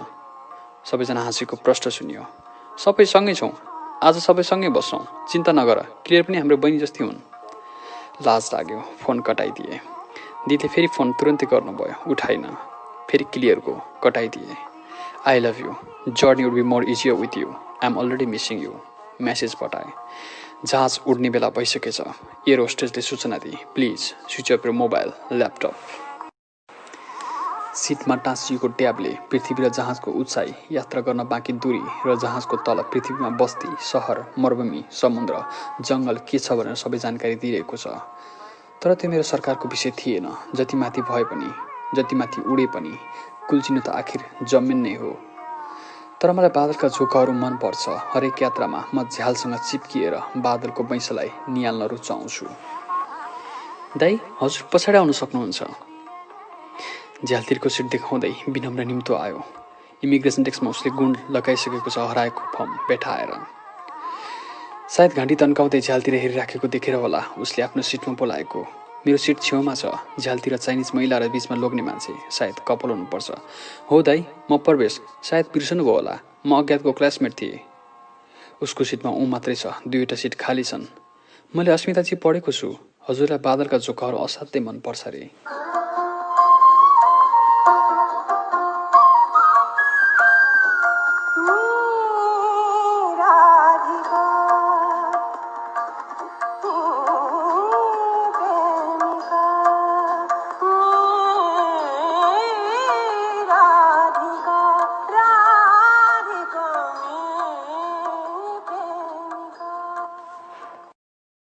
मनमा थोरै साहस आयो। अलिकति भए पनि खुसी छायो। ओहो प्रवेश, कसरी बोल्न सक्छु यार ती दिनहरू। थ्याङ्क्स। मुस्कानले हरेक शरीर जवाबलाई लामो र पूर्ण बनाउने सामर्थ्य राख्छन्। मुस्कुराएर जवाब दिए। दाइ नभन्दा हुन्छ, वी आर फ्रेन्ड नि त। हा, जे भए पनि हजुर सिनियर हुनुहुन्थ्यो नि त। उसको हाँसो अझै उस्तै छ, नजिकका मान्छेको सातो खाइदेला जस्तो। साथीहरूले जिस्काएर भन्थे, परवेश तिमी नहाँस, छिमेकीको बच्चाहरू उठ्छन्, बिस्तारै हाँस। दुवैजना मिलेर हाँस्यौँ। परवेश हाँस्यो भने अज्ञातले पनि जिस्काएर भन्थ्यो, बिस्तारै हाँस। जहाज पृथ्वीबाट 2600 मिटर उचाइमा उठिराखेको छ, 375 किलोमिटर पर आवरको गतिमा। लामो समय सबैपछि भेटेर होला, पुरानो सबै पलहरू सम्झिएर गफगाफ गऱ्यौँ। धेरै खुसी लाग्यो। तिम्रो त ग्रेजुएसन भयो है? प्रवेशको प्रश्न तपाईँबाट ऊ टिममा आइसकेको छ। एमएसडब्ल्यू सकियो, चाँडै ग्रेजुएसन हुँदैछ। अनि तिमी अस्ट्रेलियाको कति भयो? उसले नेपालमा पहिला व्यापार गर्छु भन्थ्यो। 15 महिना भयो, मेरो डिग्री सकिन अझै 10 महिना बाँकी छ। Congrats for successful completion bro. Thanks. अनि अज्ञातसँग सम्पर्कमा छौ कि छैनौ? यो मेरो प्रमुख चासोको विषय थियो। पहिले सोद्धा किन कसरी तर्कवितर्क गर्ला भनेर उपयुक्त समय कुरेर बसेको थिएँ। म पनि प्रश्न गर्नेवाला थिएँ जीवन दाई। अज्ञात कहाँ छ, के गर्दैछ? प्रवेशले निराशा थप्यो। सेकेन्ड इयर सकेपछि मैले पनि भक्तपुर ट्रान्सफर गरेँ, थर्ड इयर हिन्दू कलेजमै गरेँ। हाम्रो भेट्नै भएन, धेरै प्रयास गर्दा पनि। म निशब्द बसिरहे। रोल्पा पढ्दैछ परियोजनापछि फेरि उसले कसैसँग सम्पर्कमा आउनै मानेन। मैले पछि कलेजमा गएर सोधेको पनि थिएँ, उसले पनि कलेज ट्रान्सफर गरेछ। तिमीहरू त सँगै बस्थ्यौ होइन र? परवेशले जस्तै सोध्छन् सबैले, अज्ञातको सबै सूचना मैसँग छ भनेर। तिमीलाई त थाहा होला नि केही न केही। लामो सुनादा चिर्दै बोलेको छौ। हामीभन्दा ठिक अगाडिको सिटमा चाइनिज कपाल निधाउने प्रयास गर्दैछन्। एसीको चिसोले सबैजना जमेको जस्तै चुपचाप छन्। चाइनिज एयरलाइन्सको फुड मलाई राम्रै लाग्दैन। वाइन ग्लास हातमा लिँदै परवेशले सोध्यो, तिमीले त ड्रिङ्क्स गर्दैनौ है? होस्टेसले मलाई हेरिरहेको छ। One champagne please. पहिलो सिप लिएपछि मुख खोले। कहिलेकाहीँ झुकेर मात्र पिउँछु आचेल। सिडनीले प्रत्येक हप्ता झुकाइदिन थालेको छ मलाई त। परवेशको ह्युमर अझै उस्तै छ। दुवैजना हाँस्यौँ। तिमीलाई के थाहा छ कि अज्ञातको? प्रसङ्ग बदल्यो उसले। रोल्पाबाट फर्केको 1 महिनामा म अस्ट्रेलिया आएँ। त्यसपछि कहिले सम्पर्कमा आएन अज्ञात। मैले प्रयास नगरेको पनि होइन। फेरि अज्ञात कुनै सोसल मिडियामा पनि छैन। परवेश सही थियो। मैले पनि धेरै खोजेको थिएँ, फेसबुक, इन्स्टा, वाट्सएपतिर। बिहान 6 बजीतिर चाइनाको गोङ्जोमा ल्यान्डिङ भयो। 8 घन्टाको ट्रान्जिट। चाइनिज एयरलाइन्सको ट्रान्जिट चाइना मात्र किन हुने होला? परवेशको प्रश्न। खोइ त, मलाई के थाहा? मेरो उत्तर। दिउँसो 2 बजे डिपार्चर छ। अब 8 घन्टासम्म के गरेर बस्ने होला परवेश? परवेशलाई टाइम पास गर्ने उपाय थुप्रै आउँथे पहिला। पुराना साथीहरूलाई सम्पर्क गरौँ न, कतै न कतैबाट अज्ञातको पत्ता लागि पो हाल्छ कि। एयरपोर्टको फ्री वाइफाईमा लगइन गरेर कफी सपतिर धायौँ। चाइना र नेपालको समय त्यति फरक छैन। गोङ्जोमा 6 बज्दा नेपालमा 5:30 बजेको हुन्छ। धेरै मान्छे बिस्तारैमै हुन्छन्। उठेका पनि किन फेसबुक, मेसेन्जर, भाइबरमा आउँछन् र? तैपनि चिने जति सबैलाई मेसेज पठायौँ। अनलाइन आएपछि रिप्लाई दिन्छन् कि भनेर। तुलसी सरको रिप्लाई आयो, good morning, I hope you had a pleasant journey. म कलेज जाँदैछु, पछि बोलाउँला है, बाई। त्यसको अर्थ 11 बजीसम्म बिजी छु। एकैछिनपछि पुरुषोत्तम सरले फोन गर्नुभयो। के छ केटा, 1 वर्ष पछि पो सम्झिस् त? गएको वर्ष अज्ञातको बारेमा बुझ्न फोन गरेको थिएँ सिडनीबाट। सर म नेपाल आउँदैछु, अहिले गोङ्जो, चाइना। ओहो, ल स्वागत छ, कति बजी छ ल्यान्डिङ? ज्यादै उत्साहित हुनुभयो, सोचेभन्दा बढी। म लिन आउँछु नि एयरपोर्ट, गाडी लिएर। पोहोर फोनमा गाडी किन्ने सोच्दैछु भन्नुभएको थियो, किनिसक्नु भएछ। पर्दैन सर, म र परवेश छौँ, के को दुःख दिनु सरलाई पनि। बरु म हजुरलाई भेट्न घरमै आउँछु नि। सर, अज्ञातको केही पत्ता लाग्यो कि? पोइन्टमै कुरा गर्न चाहन्थे। छैन भाइ, अज्ञातलाई त सबैले बिर्सिन लगाइसके। ट्रान्सफर सर्टिफिकेट लिन आउँदा भेटेको थिएँ, नेपालगञ्जतिर पढ्छु भन्दै थियो। हवस् त सर, अब भोलि भेट्छु, भेटेरै कुरा गरौँला। किन, के भएर? सायद कुरा गर्दा गर्दै हवस् त सर भनेर अनौठो लाग्यो होला। नेपालगञ्जमा बिएसडब्ल्यू कलेज एउटा मात्रै थियो 2 वर्ष अघि त। 2 वर्षमा त धेरै परिवर्तन भयो होला। धेरै कलेजहरूले सोसल वर्क प्रोग्राम सञ्चालन गरे होलान्। 24 महिना लामो समय हो, ज्यादै लामो। टियुको वेबसाइटमा गएर social work department BSW college in बाँकी सर्च गरेँ। ब्राइट फ्युचर कलेज मात्रै रहेछ। पुरानो साइट होला कि भनेर अपडेटेड डेट चेक गरेँ, 2019 फेब्रुअरी। 2 वर्षसम्म पनि केही परिवर्तन भएनछ। अज्ञातले भन्ने गर्थ्यो, हामीलाई भएको परिवर्तनको आदत परेको छ। परिवर्तन ल्याउने सामर्थ्य छैन कि जस्तो लाग्छ सबैलाई। मेरो देश त्यस्तै छ जस्तो लाग्यो। ब्राइट फ्युचर कलेजको साइटमा गएर म्यासेज छाडिराख न, रिप्लाई आउँछ कि? परवेशले भनेअनुसार गरेँ। गुगलमा सर्च गरेँ, फेसबुक आइडी पनि रहेछ, इमेल सेन्ड गरेँ। To the Bright future College, Nepalgunj Banke. This is me Jeevan Pakhrin, former General Secretary of SWSAN, Social Work Student Association of Nepal. I kindly request you to provide me the contact details and all the available information of Agyat, who was transferred from Herald International College, KTM in 2017. Looking forward to hearing from you. Thank you. Jeevan, उनीहरू अनलाइनमा छन्। SWSN को आइडीबाट message पठाउ त। Good idea. नमस्कार। अज्ञातले जसरी संवाद सुरु गरे 5 सेकेन्डमा मेसेज सिन भयो। आफ्टर सो लङ टाइम, नमस्कार टिम, हाउ इज SWSN? तुरुन्तै रिप्लाई आयो, आई एम अनुरोध सर हियर। अर्को मेसेज, अनुरोध शर्मा अर्थात् BSW प्रोग्राम कोअर्डिनेटर, SWSसँग ज्यादै नजिकका मान्छे। प्रायः सर उनले इमेल गरेर नेपालगञ्ज ओरिएन्टेसनमा बोलाएका थिए हाम्रो टिमलाई। यो कुरा 2016 सालतिरको हो। एम जीवन पाखरिन मेसेज टाइप गरे, समय के बर्बाद गर्न लाग्यो, फेरि डिलिट गरे। सर मलाई अज्ञातको कन्ट्याक्ट नम्बर र ठेगाना दिनुहोस् न, टाइप गरे। फेरि पनि किन, के भयो र विविध प्रश्न सोधेर छलफल पढाउन् भनेर फेरि पनि डिलिट गरे। किन, पर्पसले सोध्यो। सायद टाइप गर्दै डिलिट गरेको देखेर अचम्म लाग्यो होला उसलाई। म राम्रोसँग चिन्छु अनुरोध शर्माको व्यवहार, मेरो उत्तर थियो। सिधै मेसेन्जरमा कल गरे, उठ्यो पनि। ओहो सर नमस्कार। सायद अनुरोध सर मर्निङ वकमा थिए गरे। हस्याङ फस्याङ गर्दै लामो लामो सास फेरिरहेका थिए, दम लागेको बिरामी जस्तै। फेरि नेपालगञ्जको भिडभाड, मौसम पनि त्यस्तै छ। सर नमस्कार, म जीवन पाखरिन। हजुरलाई केही प्रश्न गर्नुपर्ने थियो। केही उत्तर आएन। हुनसक्छ मेरो कुरा गर्ने शैली मिलेन। सुरुमै प्रश्न गर्नुपर्ने थियो, नभनेको भए हुन्थ्यो। सन्चो बिसन्चो, हालखबर, कलेजको माहौल सोध्नुपर्ने। सर सन्धि हुनुहुन्छ? लामो समयसम्म पछि नबोलेपछि फेरि पनि बोलाए। हजुर जीवनजी, तपाईँ त अस्ट्रेलिया जानुभएको होइन र? यति बेला आवाज प्रष्ट थियो। अनुरोध सर सायद रोकियो होलान्, अथवा मैले रोकिन बाध्य बनाएँ। पढाइ सकेर नेपाल फर्किँदैछु। यो उत्तर धेरैजनालाई दिनुपर्नेछ मैले। म MSW पढ्न अस्ट्रेलिया जान्छु भन्दा खुसी हुने कोही थिएन, अज्ञात बाहेक। सबैभन्दा दुःखी त मेरो बुवा आमा हुनुहुन्थ्यो। सर, अज्ञातको बारेमा केही खबर थाहा छ भने कृपया जानकारी दिनुहोस् न।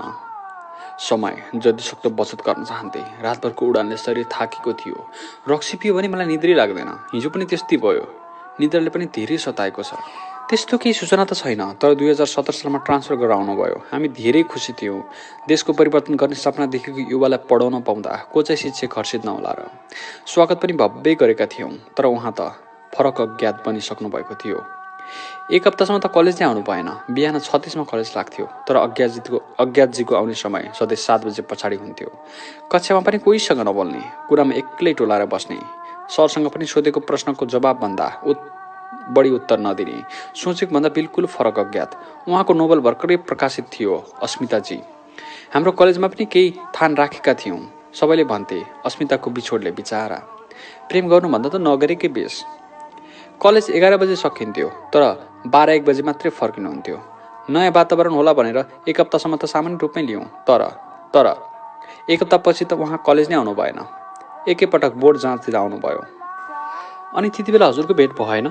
बोलिरहेको सरलाई बिचमै रोकेर सोधे। त्यति बेला म काठमाडौँ गएको थिएँ, परिवारसँग घुम्न। प्रिन्सिपल सरले पनि त्यस्तो अनुहार विद्यार्थीलाई के केरकार गर्नु भनेर चुपचाप प्रवेश पत्र दिनुभएछ। प्र्याक्टिकल जाँचमा बुझाएको थेसिस मैले पनि भेटाएको थिएँ। SWSN कै केस स्टडी थियो। भिडभाडमा पुगे जस्तो हल्ला आयो पछाडिबाट। सायद कलेज पुग्नुभयो होला। नमस्कार सर, मर्निङ भनेको पनि सुनिन्थ्यो। म काठमाडौँबाट फर्केपछि तुरुन्तै इमेल गरेको थिएँ, helloagyat@gmail.com मा। अहिलेसम्म रेस्पोन्स छैन। कलेजमा छाडेको नम्बरमा पनि अचेल नट एक्जिस्टेड भन्छ। पहिला नट रिचेबल भन्थ्यो। तारो खोलेको आवाज आयो। सायद सर बाथरुम जानुभयो होला, पिसाब फेरेको पनि हुनसक्छ। अनि सर्टिफिकेट लिन आएन त? एउटा दरिलो प्रमाण यो पनि हो, उसको ठेगाना पत्ता लगाउने। नेपालका कलेजहरूको नियम नै हो, नाम, ठेगाना, सम्पर्क नम्बर, हस्ताक्षर, नागरिकताको प्रतिलिपि, प्रमाणपत्र दिने। एकैछिनै जीवनजी, मैले ल्यापटप हेर्दैछु। त्यस्तै 2 मिनटपछि, अनौठो कुरा। सायद यो कुरा सबैलाई सक पनि हुनसक्छ। हाम्रो रेकर्डमा अज्ञातको ठेगाना मुम्बई, इन्डिया छ। के रे? असम्भव कुरा। मैले कसरी विश्वास गर्नु? 1 वर्षभन्दा बढी एउटै बेडमा सुत्यौँ, एउटै रुममा बस्यौँ, सँगै हाँस्यौँ, सँगै रोयौँ। किन लुकाओस् र उसले आफ्नो ठेगाना? हिराल कलेजबाट ट्रान्सफर लेटरमा यही ठेगाना छ। फोन नम्बर टिप्नुहोस् त, सर बोल्नुभयो। फोन नम्बर त मसँग पनि थियो, तर नट एक्जिस्टेड। अनि सर, अभिभावकको नाम, नागरिकता केही त छ होला नि कलेजमा? मेरो प्रश्न। अज्ञातले 17 वर्षमा ब्याचलर जोइन गरेकाले नागरिकता माग्ने कुरो भएन। फेरि हाई स्कुल पनि नेपालकै रहेछ, आवश्यक नै ठानेनौ। उताबाट कम्प्युटरको किबोर्ड बजेको आवाज सुनिरहेको थियो। अर्को आइडिया, पब्लिकेसनलाई फोन गरौ है त, केही पत्तो लागि पो हाल्छ कि। फोन नराखेरै कल गर्नुहोस् उताबाट। नम्बर टिप्नुहोस्, 01 466 48 9/2 अस्मिता पब्लिकेसन। मैले सुनिरहे मनथिङ्गलबाट सिङ्गो पृथ्वी मेरो अगाडि घुमिरहेको छ। नागरिक जहाँसुकैको होस्, साथी त मेरो हो नि, मित्रताको पनि के मापदण्ड हुन्छ र? मनलाई सम्झाउनु थियो, तर मन अटेरी बन्दो रहेछ जब आफ्नो मान्छेको कुरा पराइबाट थाहा पाउँछ। हेलो सर, नमस्कार। म ब्राइट फ्युचर कलेज नेपालगञ्जबाट बोल्दैछु। अनुरोध सर। नमस्कार सर, के सेवा गरौँ? अस्मिता पब्लिकेसनको मान्छे। सर, हजुरको पब्लिकेसनबाट अस्मिताजी उपन्यास छापिएको रहेछ। हाम्रो लाइब्रेरीको लागि 50 पेज चाहिएको छ। भाव बुझ्न फोन गरेको, प्लस लेखकको सम्पर्क सूचना दिनुहुन्छ कि भनेर फोन गरेको। व्यापारीको विश्वास जित्न व्यापारिक सम्बन्ध नै चाहिन्छ भन्दै हो रहेछ। सरी सर, लेखकले सर्वाधिकार र प्रकाशन अधिकार विथड्र गरेको 1.5 वर्ष भइसक्यो। उसको न फोन लाग्छ न इमेलको रेस्पोन्स नै आउँछ। रोयल्टी फिर्ता दिनुपर्ने, सम्पर्कमै छैनन्। कतैबाट केही सूचना पाउनु भने मलाई पनि दिनुहोस् है। पब्लिकेसनको दुखेसो उस्तै छ। रोयल्टी कति जम्मा भएको छ सोध्नुहोस् त। मेसेज पठाए अनुरोध सरलाई। अनि रोयल्टी कति जम्मा भएको छ? पब्लिकेसनको मान्छेले चियाको सिप तानेको प्रष्टै सुनिन्छ। त्यस्तै 4 लाख जति भएको छ। 5000 बुक सेल गरेको। बजारको माग धेरै छ, तर लेखकको दिमाग बिग्रेर के भनौँ अब? पब्लिकेसनको मान्छेले के भन्न खोजेको? दिमाग बिग्रेर रगतले नसाने पत्कौला जसरी उम्लिन थाल्यो। तर मलाई सहानुभूति होइन, आज्ञा चाहिएको छ। धन्यवाद सर, अरू कुनै किताब चाहियो भने म सम्झिन्छु नि। अनुरोध सरको अनुभव हो यो मान्छे अनुसारको कुराकानी। शैक्षिक संस्थालाई 35% छुट दिने प्रावधान छ हाम्रो पब्लिकेसनमा आजकल। सम्झिनुहोस् है पर्यो भने। Good day, by sir. Phone कर। हेलो जीवन सर। हेलो जीवन सर। अनुरोध सर चिच्याइरहनु भयो। मेरो कानले सुनिराख्यो, तर मुखले उत्तर दिन सकेन। मलाई बोल्नु पनि छैन। जीवन सर, अब म जान्छु, क्लास सुरु हुन लाग्यो, पछि बोलौँला। Welcome to Nepal. रिङ्गाटा लागे जस्तो महसुस भयो। रिस, थकान, च्याम्पियन, मानसिक तनाव, धेरै कारण छन्। कफी पियो भने कम हुन्छ कि? परवेशले 2वटा एक्सप्रेसो डबल सट अर्डर गर्यो। क्याफिनले काम गर्छ यस्तो बेला। दुवैजना हाँस्यौँ। मुखले हाँस्नै मानिरहेको थिएन। परवेश, तिम्रो मोबाइल ल्याउ त एकछिन। मेरो मोबाइलमा 5% मात्रै चार्ज थियो। पुरुषोत्तम सरलाई भाइबरमा कल गरे। सर, अज्ञात भारतीय नागरिक हो को जीवन भाइ हो? परवेशको भाइबर च्याटमा मेरो बोली सुनेर अलिक अनौठो लाग्यो होला। सर, मेरो उत्तर दिनुहोस् न प्लिज। झर्को लाग्न थालिसकेको छ प्रश्न प्रति प्रश्नबाट। शरीरमा शक्ति र आत्मशक्तिको प्रतिकूल रियाक्सनको नतिजा हो यो। सरको बोली फुट्यो। ऊ भारतीय रहेछ। भर्ना गर्दा थाहै भएन। जन्मदत्ता देखाएको थियो। उमेर पनि 17 वर्ष मात्रै। हाई स्कुल नेपालकै। यस्तो सिचुएसनमा नागरिकता आवश्यक पर्दैन। फेरि तुलसी सरले ल्याएकोले हामीले उहाँकै आधारमा भर्ना गऱ्यौँ। तर ट्रान्सफर लेटर लिन आउँदा पो पत्ता लाग्यो। सरले सानो स्वरमा बोलिराख्नुभयो। सायद तुलसी सरलाई पनि थाहा छ होला। अब सरले बेसीमै बोल्नुभयो। हामी सबैले सोच्ने यही हो, उनीहरूको सम्बन्ध त्यस्तै थियो, अर्थात् पृथक रहेछ। सरले आफ्नो आध्यात्मिक सङ्गठनको प्रचारमा उसलाई भेट्नुभएछ। अज्ञातले सजिलै सङ्गठनमा सदस्यता पनि लिएछ। सबैको केयर गर्ने उहाँको आदत नै हो। रिहाबबाट बाहिर ल्याउनु भयो। 81 भारतीय नागरिक भन्दा उहाँ पनि 3 छक पर्नुभएको थियो। भाइ, म फोन राख्छु। कसरी देख्यो भने नराम्रो हुन्छ। बाई। फोन कटाउनु भयो।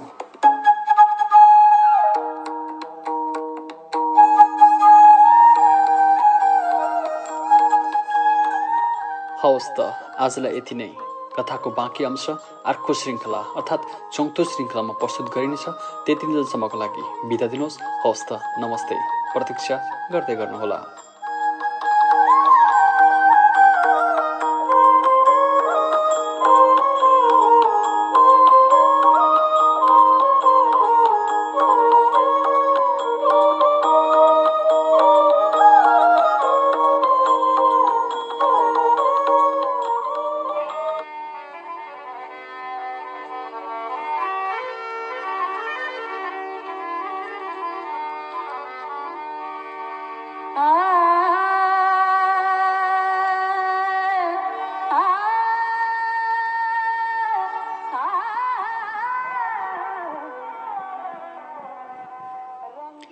मेरो एउटा नराम्रो बानी छ। एकपटक विश्वास गरिसकेको कुरा गलत नै भए पनि भुल्न सच्याउन समय लाग्छ। कक्षा 7 पढ्दाखेरि हो। एकजना सरले पढाउनु भएको थियो। हिमाल, पहाड, तराई, नदी, खोला, समुद्र, जङ्गल पृथ्वीभरि छरिएर रहेका हुन्छन्।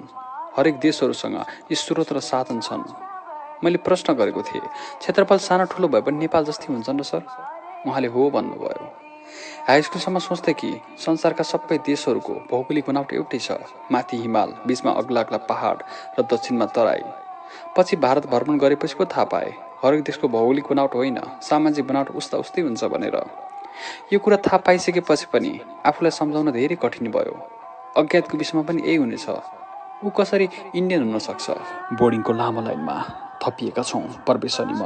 प्राय नेपालीहरूको अनुहार छ, फाटफुट विदेशीहरू।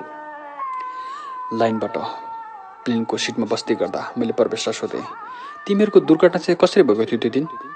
म विगत जान्न चाहन्थेँ। अज्ञातको जिन्दगीको मोड जस्तै भएको थियो त्यो दुर्घटना। एकछिन ल, सिट बेल्ट कस्तै छ प्रवेश? हुन त हाम्रो सिट नम्बर ज्यादै फरक छ। मेरो CG 81, प्रवेशको CG 57। मेरो सिटको प्यासेन्जरलाई कन्भिन्स गरेर हामी दुईवटा सँगै बस्यौँ। तिमी त्यसलाई घटना भन्छौ या दुर्घटना? मलाई अन्त्यमा बताउनु। होस्टेसले भर्खरै एप्पल जुस सर्भ गरेर गएकी छे। जुसको सिप लिँदै, त्यो दिन जे भयो त्यो हुनै नहुने थियो। अक्टोबर 22, 2016 दिनभर राजन सरको घरमा म, अज्ञात, तुलसी सर, पुरुषोत्तम सर, चिप सर र राजन सरले बजेट, समय तालिका, कार्यविभाजनको विस्तृत योजना बनाएका थियौँ। बेलुका कलेजमा टिम मिटिङ थियो कार्यविभाजनको लागि। फेरि कार्यक्रमको मिति आउन 1 महिना पनि थिएन। राजन सरको कारमा 5 जना मात्रै अट्ने भएपछि प्रवेशलाई बोलाएका थियौँ, 1 जना लिन। मलाई गाडीभित्र कोचिएर जान मन पर्दैन। अज्ञात प्रवेशको बाइकमा गयो। दुर्घटना घटना जे भए पनि कसरी घट्यो? म आतुर थिएँ प्रवेशको उत्तरको लागि। मनोमरीबाट वसुन्धरासम्म त हामी सजिलै आयौँ, ग्रिनल्यान्डको बाटो हुँदै। त्यतातिर जाम पनि हुँदैन। फेरि काठमाडौँमा बाइक कुदाएको 4 वर्ष भइसकेको थियो। प्रवेश बोलिरह्यो। अनि के भयो? भन्दैछु त। प्रवेशले झर्को मार्न थाल्यो। उसले मलाई ग्रिनल्यान्डतिर भनेको थियो। कतिपय यात्राहरू कहिले नसकिन् जस्तो लाग्छ यार। मैले हो सही यस्तै यस्तै शब्दिक प्रतिक्रिया दिइरहे। वसुन्धरा चोकमा जाममा सोधेको थियो अज्ञातले, तिमी कसैसँग प्रेममा फसेका छौ? मैले छैन। अनि तिमी? यार, म कसैलाई प्रेम गर्छु। कहिलेदेखि? को हो त्यो भाग्यमानी केटी अज्ञात? भयो 2-3 वर्ष। भाग्यमानी होइन, अभागिनी हो। मैले असाध्यै दुःख दिएको छु उसलाई। ऊ मुस्कुराइरहेको थियो। भनेपछि हाई स्कुलबाटै 15 वर्षमै लभ गर्न थालेको? त्यो बेला उसको उमेर 18 थियो। म ड्रग एडिक्सनमा लाग्न अगावै त्यसपछि त झन् बोलचाल नै बन्द भयो। झन् माया गुणान हुँदै गयो। जाम त खुल्यो, तर ध्यान बादल लाग्यो अज्ञातको कुराले। को फस्यो एडिक्सनमा? म। प्रेमको नशा र ड्रग्स उस्तै लाग्छ अचेल। उसको कुरा पत्याउनै गाह्रो। मजाक नगर नि यार, तिमी जस्तो मान्छे पनि। मैले हाँसेर उडाइरहेको थिएँ। लौ, किन मजाक गर्नु र? म रियाब सेन्टरबाट 1 वर्ष 5 महिना बसेर यही असोजमा त बाहिर आएको। वसुन्धरा पुलमाथि थियौँ। मलाई हाँसो पनि लागिरहेको थियो। मिररमा उसको गम्भीर चेहरा छ फेरि। नपत्याउँ, अज्ञातले न मजाक गर्छ न झुट नै बोल्छ। घाँटीमा कवच भिरेको छ, प्रमाण। पत्याउँ, मनले मानिरहेको छैन। जाम भर्खरै खुलेको थियो। गाडीहरूले एकअर्कासँग रेस गरिरहेका हुन्छन् त्यस्तो बेला, ज्यादै अस्तव्यस्त। पछाडि फर्केर अज्ञातलाई हेर्न खोज्दै थिएँ। पछाडिबाटै टिप्परले ठक्कर दियो। मैले एसिलेटर बटार्न खोज्दा डिस्क ब्रेक लगाएछु। टिप्पर तीव्र गतिमा थियो, उसले पनि रोक्न सकेन क्यारे। टायर मुनि बाइक छिर्यो। बाइकमा दुवैजना च्यापियौँ। टिप्परले घिसार्दै घिसार्दै पुलबाट तल खोलामा खसाल्यो। मेरो सानो गल्तीले हामी मात्रै होइन, 6-7 अरू बाइक पनि हामी माथि नै खस्न पुगे। त्यसपछि एकैपल्ट ग्रान्डी हस्पिटलको आइसियुमा ओसायो। प्रवेशले मुस्कुराउँदै बोल्दै थियो, जिन्दगी सेकेन्ड सेकेन्डमा झुन्डिएको हुन्छ यार। मैले त्यो 1 सेकेन्ड दुरुपयोग गरेँ। अनि तिमीले कलेज चाहिँ किन ट्रान्सफर गरेको त? दुर्घटनापछि लगत्तै प्रवेशले कलेज ट्रान्सफर गरेर भक्तपुरतिर पढ्न थालेको थियो। तिमी आफै सोच न, घरको एकमात्र छोरो, एकातिर बाआमाको डर, अर्कोतिर मेरो खुट्टा भाँचिएको थियो। पछि त खुट्टा नै काट्नु पर्यो। प्रवेशले देब्रे खुट्टादेखि तल आर्टिफिसियल लेग देखायो। 4 महिनासम्म त रेस्ट नै गरेँ। बालकोटबाट वसुन्धरा आउन गाह्रो पनि त छ। बरु घर नजिकै कलेजमा व्हिलचेयरबाटै जान थालेँ। त्यो मेरो रहर थिएन यार, बाध्यता हो। खैर, व्यर्थ छ नि सबै कुराहरू। बरु भन न, त्यसपछि के भयो? मलाई त्यसपछि कसैसँग बोल्न पनि मन लागेन। डिप्रेसनमा पुगेको थिएँ। कपको जुस एकैछटमा पियो प्रवेशले।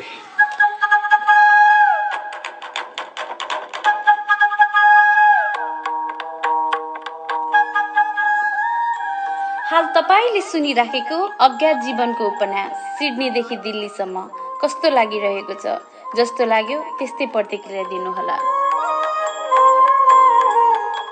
अब कथाको बाँकी अंश सुरु हुन्छ एसके भुसालको वाचनबाट। समुद्र सतहदेखि 1400 मिटर उचाइमा वसन्त ऋतुको टन्टलापुर घाम चर्किँदै गएको छ। काठमाडौँमा भावनाहरू जस्तै हावालाई दिवारहरूले आवजत गर्न नदिएर पनि हुनसक्छ। जाडोमा ढल्नै जम्ला कि जस्तो ठन्डी त गर्मीमा असाध्यै हुन्छु। नयाँ वर्ष मनाएर फेरि कलेजहरू लागिसकेको थियो। स्कुल र +2 मा जस्तो हुँदैन रहेछ कलेज लाइफमा शनिबार र बिदाको महत्त्व। झन् काठमाडौँमा अलिक लामो समय बिदा भयो कि सजाय जस्तो लाग्छ मलाई। सोसल लाइफ मजबुत नभएर पनि हुनसक्छ। नारायण गोपाल चोक चक्रपथको छेउैमा Herald International College, Basundhara, Gongabu, Kalanki, Chakrapath परिक्रमा, एका बिहानको हो हल्ला। विशाल पर्खालभित्र घेरिएको छ कलेज। बीएसडब्ल्यू दोस्रो तला त बीबीएस पहिलो तलामा विभक्त छ। गेट नजिकै बिल्डिङमा अफिस र अफिसको पछाडितिर लुकेको छ क्यान्टिन।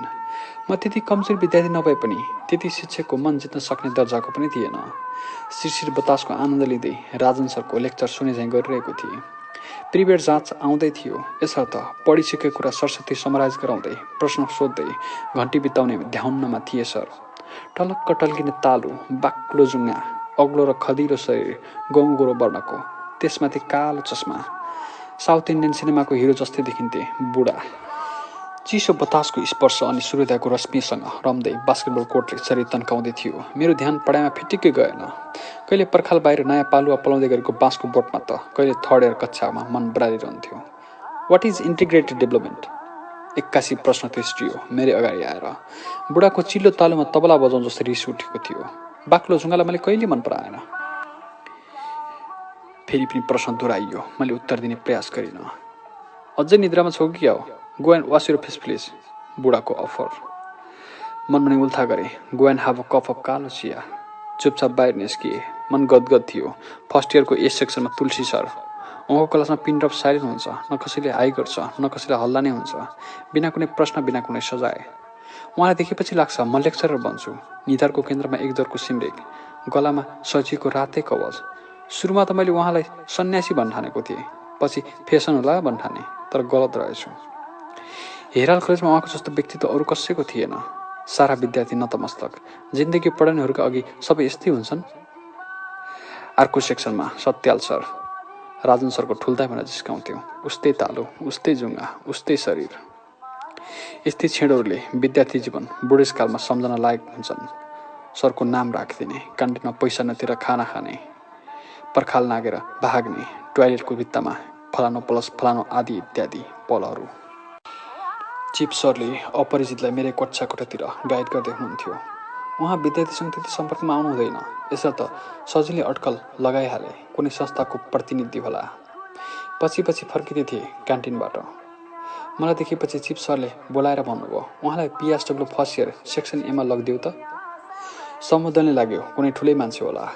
चिफ सर फर्किए, तर अपरिचित फर्किएन, आफ्नै धुनमा व्यस्त। सुट बुटमा सजिएकाले पछाडिबाटै अन्दाज गरेको थिए कुनै एनजिओ आइएनजिओको मान्छे होला। यसले हजुरलाई क्लास देखाइदिन्छ, म जान्छु ल। चिफ सरको बिदाईले उसको टाउको मात्र फर्कियो। धन्यवाद भन्न। उसको मुहार अवोध, शान्त, असाध्यै खुलेको, फराकिलो निधार, गडेका आँखा, ठुल्ठुला, हँसिलो मुख, टमक्क बसेको नाक, गोरो वर्गको, कुनै महान चित्रकारले बडो अभ्यास पश्चात कोरेको चित्र जस्तै मुहार। उसको बोली पनि घना जङ्गलको बीचबाट बग्ने, नदीले सुस्लिने गीत जस्तै, सुनेर कान कहिले नथाक्ने। नमस्कार सर, म जीवन पाखरिन। नजिक गएर सम्बोधन गरे। मदहोसी मुस्कान मुहारमा पोतेर पढ्याङ चढ्दै गयो। ऊ अघि भएकाले उसको लाज मिसिएको मुस्कानहरूले मलाई उत्तर दिइरहे। अत्तरको खुसबु र शानदार हिँडेले कुनै महान नेताको प्रस्थान भए जस्तै आवाज गराउँथ्यो। ढाड सिधा पारेर बिस्तारै पैदलहरू अघि बढाउँदा सबै कक्षाबाट नजरहरू हामीतिर थिए। दोस्रो तलाको कोठा नम्बर 5 मा पुर्याउनु थियो। धन्यवाद भन्दै पैतालाको गति बढ्यो। सेक्सन ए बीएसडब्ल्यू फर्स्ट इयरतर्फ मैले पिछा गर्न छाडिनँ। ढोकानेरी अडिएर जय मातादी भन्दै सिउड निरेर हात जोड्यो। जपनिजहरू पनि यसै गरी सत्कार गर्छन् आफ्ना गुरुहरूलाई। जय मातादी शब्द त तुलसी सरको हो। गुड मर्निङ, नमस्कार सर भन्दा फर्काउने शब्द। कसैलाई नमस्कार हाई हेलो भन्नु पर्यो भने सरले जय मातादी, जय गुरुवर्गी भन्नुहुन्छ। हे माई बोय, सरले सबैको अगाडि अङ्गालोमा कसेर स्वागत गर्नुभयो। थोरै अनौपचारिक भए पनि सबैले आनन्द लिइरहेका थिए।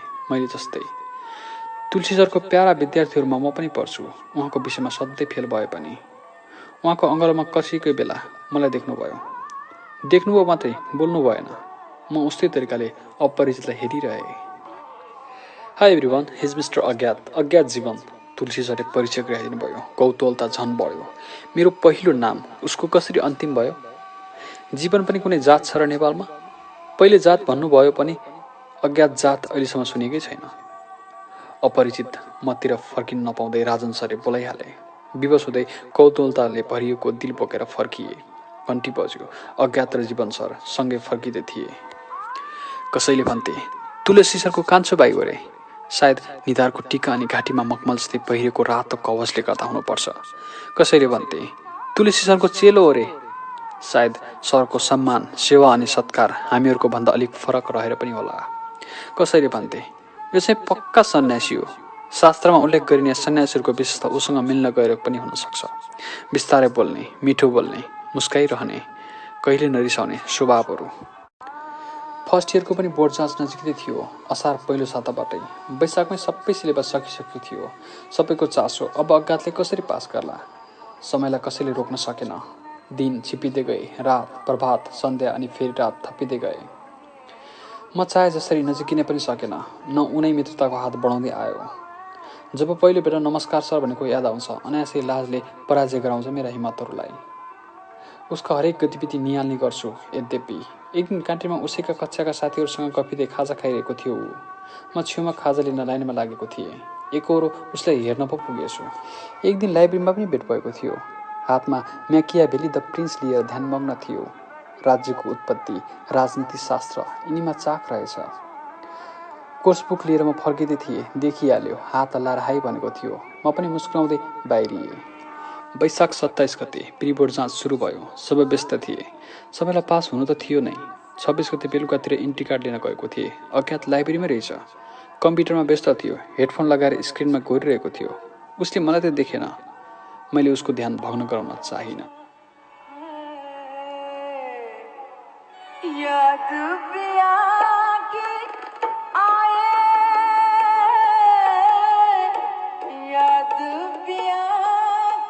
जाँच पनि आयो।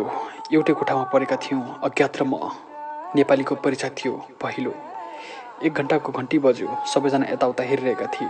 टोयलेट आउने जाने क्रम चलिरहेको थियो। कसैले पछाडि बेन्चबाट एक्स्ट्रा उत्तर पुस्तिका मगायो। ऊ अज्ञात थियो। सबैले उसलाई एलियन जसरी हेरिरहेका थिए। 3 घन्टाको परीक्षामा उसले 4वटा उत्तर पुस्तिका थप गर्यो। मैले जति लेख्दा पनि 2वटा भन्दा सकिनँ। दोस्रो दिन अङ्ग्रेजी, तेस्रो दिन इन्टिग्रेटेड सोसल वर्क, चौथो दिन ग्रामीण विकास थियो। चौथो दिन आकर्षणको केन्द्र बन्यो। सेकेन्ड इयरमा 5 विषय हुन्छन्। कसैले कल्पना नै गरेको थिएन कि 1 महिना पढेर 1 वर्षभन्दा पुरानले भन्दा सहज तरिकाले जाँच दिन्छ भनेर। 1 हप्तापछि फेरि कलेज लाग्यो। बोर्ड इक्जाम आउने अझ 3 महिना बाँकी भएर होला सायद। कलेज लागेको 2 हप्तामै प्री बोर्डको रिजल्ट आयो। सबैजनाले नोटिस बोर्डको भिड छिचुल्दै नतिजा हेर्न आतुर थिए। अज्ञात बेपरवाही थियो। न कुनै उत्सुकता, न कुनै डर। उस्तै मुस्कान, उस्तै कान्तिमा गफिँदै थियो। कलेज टप गरेको थियो अज्ञातले 87%। अकल्पनीय नतिजाले हामी सबैको आश्चर्यता 2 गुणाले बढेको थियो। मित्रताको हात बढ्दै गए। केटीहरूको त ऊ प्रमुख पात्र नै भएको थियो। प्रत्येक लेक्चररले उसैको उदाहरण दिन थालेका थिए। विनोद सरले पढाउँदै भन्नुभएको थियो, ब्याचलर पढ्दै गरेको विद्यार्थीले यति दमदार निबन्ध लेख्ला भनेर सोचेकै थिएन। तुलसी सरले कुनै अनौठो नभएको जस्तो गर्नुभयो। हुनसक्छ अज्ञातलाई उहाँले राम्रैसँग चिन्नुभएको छ। उहाँको सम्बन्ध अज्ञातसँग उस्तै अनौपचारिक छ। कहिले दाजुभाइको जस्तो त कहिले असल मित्रको जस्तो। राजन सरले उसको प्रशंसा दैनिक जसो गर्नुभयो, अलिक बढी नै। एक दिन सबै मिलेर अज्ञातलाई कक्षामा बोलाइदिन जोड गऱ्यौँ। राजन सर बाध्य भएर भने जसै गर्नुभयो। राजन सरलाई पछ्याउँदै अज्ञात पनि आयो। मुस्कान उस्तै, लाज उस्तै। जब ढोकाबाट पहिलो पैताला प्रस्थान गरायो, हाम्रो अघिसम्मको हल्ला मौनतामा परिणत भयो। उसको आगमन शानदार थियो, कुनै सेलिब्रिटीको जस्तो। कवचलाई कोटभित्र मिलाउँदै आयो। हाँसोमा थोरै लाज मिसाउँदै नमस्तेले सुनेतालाई चिर्यो। 5 मिनटमै सामान्य परिचय सकियो, तर उसलाई गुमाउन पनि चाहँदैनन् कसैले। तिमीहरूलाई अप्ठ्यारो लागेको कुनै टपिक छ भने भन, मेरो विषयको। राजन सरको सहजीकरण। धेरै टपिक अप्ठ्यारो कोटामा परेपछि राजन सर नै छक्क परे। Integrate development? उसको ठाडो प्रश्न। यो प्रश्न मलाई पनि सजिलो नलाग्नेमा पर्छ, अथवा कन्भर्ट ओभर सोसल वर्क, यी दुईमा एक खोज्नु थियो। म इन्टिग्रेटमै बोल्छु उसो भए। धेरैले यही टपिकमा हात उठाएपछि संवादलाई निरन्तरता दियो। हाम्रो सिङ्गो कक्षालाई एउटा समुदायको उदाहरण दिएर 10 जना प्रतिनिधि मान्दै एक समस्या सोध्यो। आर्थिक भेदभाव, शिक्षा, आवास आदि समस्या बोर्डमा लेख्यो र प्रश्न हामीहरूलाई दियो, what is integrated and development? प्रत्येक 2 बेन्चको एक टिमलाई दियो। सबैको उत्तर उस्ता उस्तै।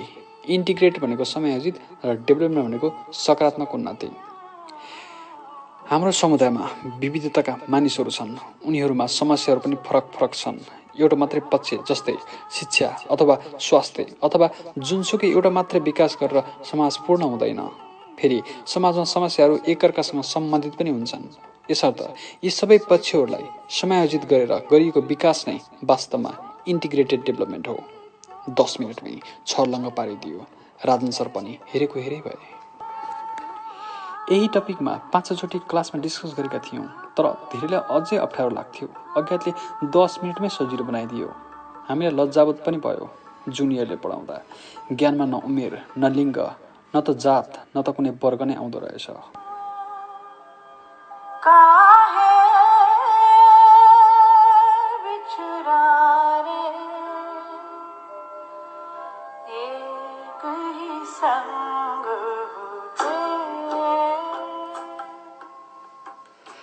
बादल र झरीको प्रेम पनि लोभलाग्दो हुन्छ। प्रकाशका रापिला किरण समेटेर बाफ आफ्नै दुनियाँमा स्वतन्त्रताको पङ्खा फिजाउँदै फर्किन्छ र फेरि झरी बनेर खोला नदीसँग रम्न आइपुग्छ।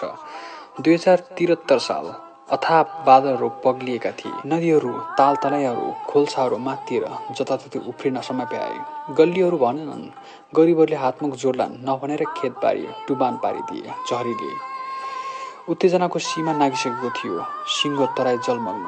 अत्याधिक वर्षाका कारण पठन पाठन ठप्प। समाचारभरि यो जिल्लामा बाढीले यतिजनाको ज्यान लग्यो, यति क्षति भयो, बालबालिकाहरू भोकै भए, पहिरोमा पुरिएर सिङ्गो परिवार नै सखा भयो। यस्तै यस्तै र यस्तै घटनाले पुरा पत्रिकाका पानाहरू भरिएका थिए। जाँच नजिकै थियो। किताब खोलेर पढ्न बस्यो कि निन्द्राले सताइहाल्थ्यो। बाहिर मुसलधारे पानी, पपकर्न, बाफिलो चिया अनि अक्षय कुमारको मुभी मन बहकाउन काफी थियो। उति बेला सिङ्गिज फिल्म खुब मन पर्थ्यो। चियाको सिप लिँदै थिए। मोबाइल बज्यो। कलेजको मेल। नोट्स पठाएको हुनुपर्छ।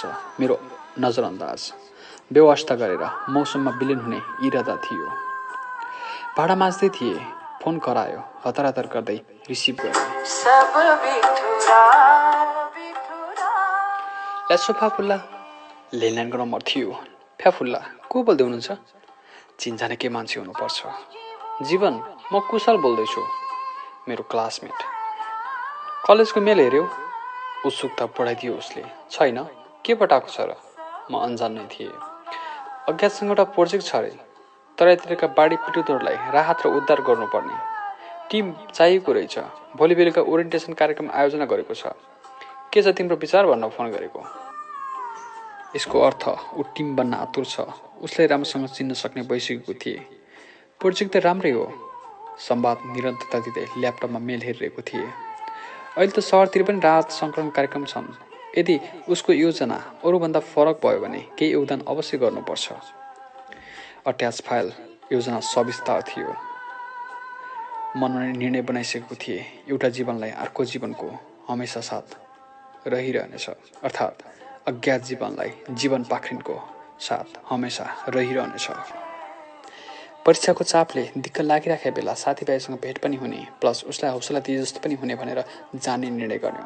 इन्कार गर्नै नसकिने निम्तो जो थियो। तर झरी आकाश चुहिरह्यो। आकारविहीन जिन्दगी जिउनु पनि एक प्रकारको कुलतमा फस्नु जस्तै हो। लक्ष्य र उद्देश्य जस्तै आचरण र व्यवहारले पनि जिन्दगीलाई आकार दिन सक्छ। जब उसका शब्दहरू गुन्जन थाल्छन्, सायद हावाहरू पनि रोकिन चाहन्छन् होला। अज्ञातले योजना प्रस्तुत गर्दै थियो। निम्ता स्वीकार्नेहरू बरु सजिएर आएका थियौँ, तर ऊ सामान्य हाफ प्यान्ट र टी सर्टमा। कार्यक्रम हल खचाखच भइसकेको थियो। उसलाई चिन्ने नचिन्ने सबै उपस्थित थिए। कक्षाका साथीहरू पनि सबै देखिन्थे। राजन सर, सत्याल सर, तुलसी सर अगाडिको कुर्सीमा बसेर अज्ञातको पावर पोइन्टमा ध्यान मग्न थिए। बाणगङ्गा नदीको बाढीले वरपरका गाउँहरू बगाएर लगेको छ। सबै उमेर, समूह अनि सबै पीडितहरूलाई सम्बोधन गर्न त हाम्रो क्षमताले सायदै भ्याउला, तर हर्दोना गाविसको प्रावि स्कुल हाम्रो केन्द्रबिन्दु हो। राजन सर मक्ख देखिन्थे। तथ्याङ्क प्रस्तुत भयो। त्यसपछिको क्रम कार्यक्रम प्रतिक्रिया।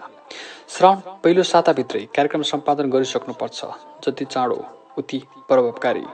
घाँटीको कवच खोलेर पोडियममा राख्दै बोलेको थियो अज्ञात। भोलि बेलुका नै टिमबाट 2 जना स्थलगत सर्वेक्षणका लागि हर्दोना जानेछौँ र बाँकीहरू व्यवस्थित तरिकाले अर्थ र राहत सामग्री सङ्कलनमा खटिनु पर्ने हुन्छ। यसका लागि हामीहरूले कार्यवियोजन गर्नुपर्ने हुन्छ। योजना विकास समितिमा बढीमा 5 जना म समेत गरेर स्रोत सामग्री व्यवस्थापन र वितरणमा 6 जना आवश्यक छ। यद्यपि यो न्यूनतम सङ्ख्या हो। अन्त्यमा सम्बन्ध विस्तार र भेटघाटमा 2 जना स्वयंसेवक जरुर पर्छ। कार्यशैलीको विवरण पश्चात उसले आर्थिक विवरणतर्फ ध्यानाकर्षण गराएको थियो। कम्तीमा पनि स्कुल झोला 150 थान, ड्रेस 150 थान, टिफन बक्स 150 थान, जुत्ता 150 थान, एक हप्ता पुग्ने खाजा, रेनकोट 150 थान आदि इत्यादि गर्दा जम्मै रु 3 लाख जति पर्न आउँछ कम्तीमा। सबैको प्रश्न, त्यत्रो विधि कसरी सङ्कलन गर्ने 2 हप्ताभित्रै? हामी सहकार्य गर्नेछौँ। हामी जस्तै ग्रुपसँग होइन, काठमाडौँका स्कुल, झोला उद्योग, कपडा उद्योग, बिजनेस कम्पनीसँग। त्यसको जिम्मेवारी म लिन्छु, चिन्ता नलिनुहोस्। उसको हिम्मत चान्चुन थिएन, निडर निसङ्कोच साथ लिएको निर्णय थियो।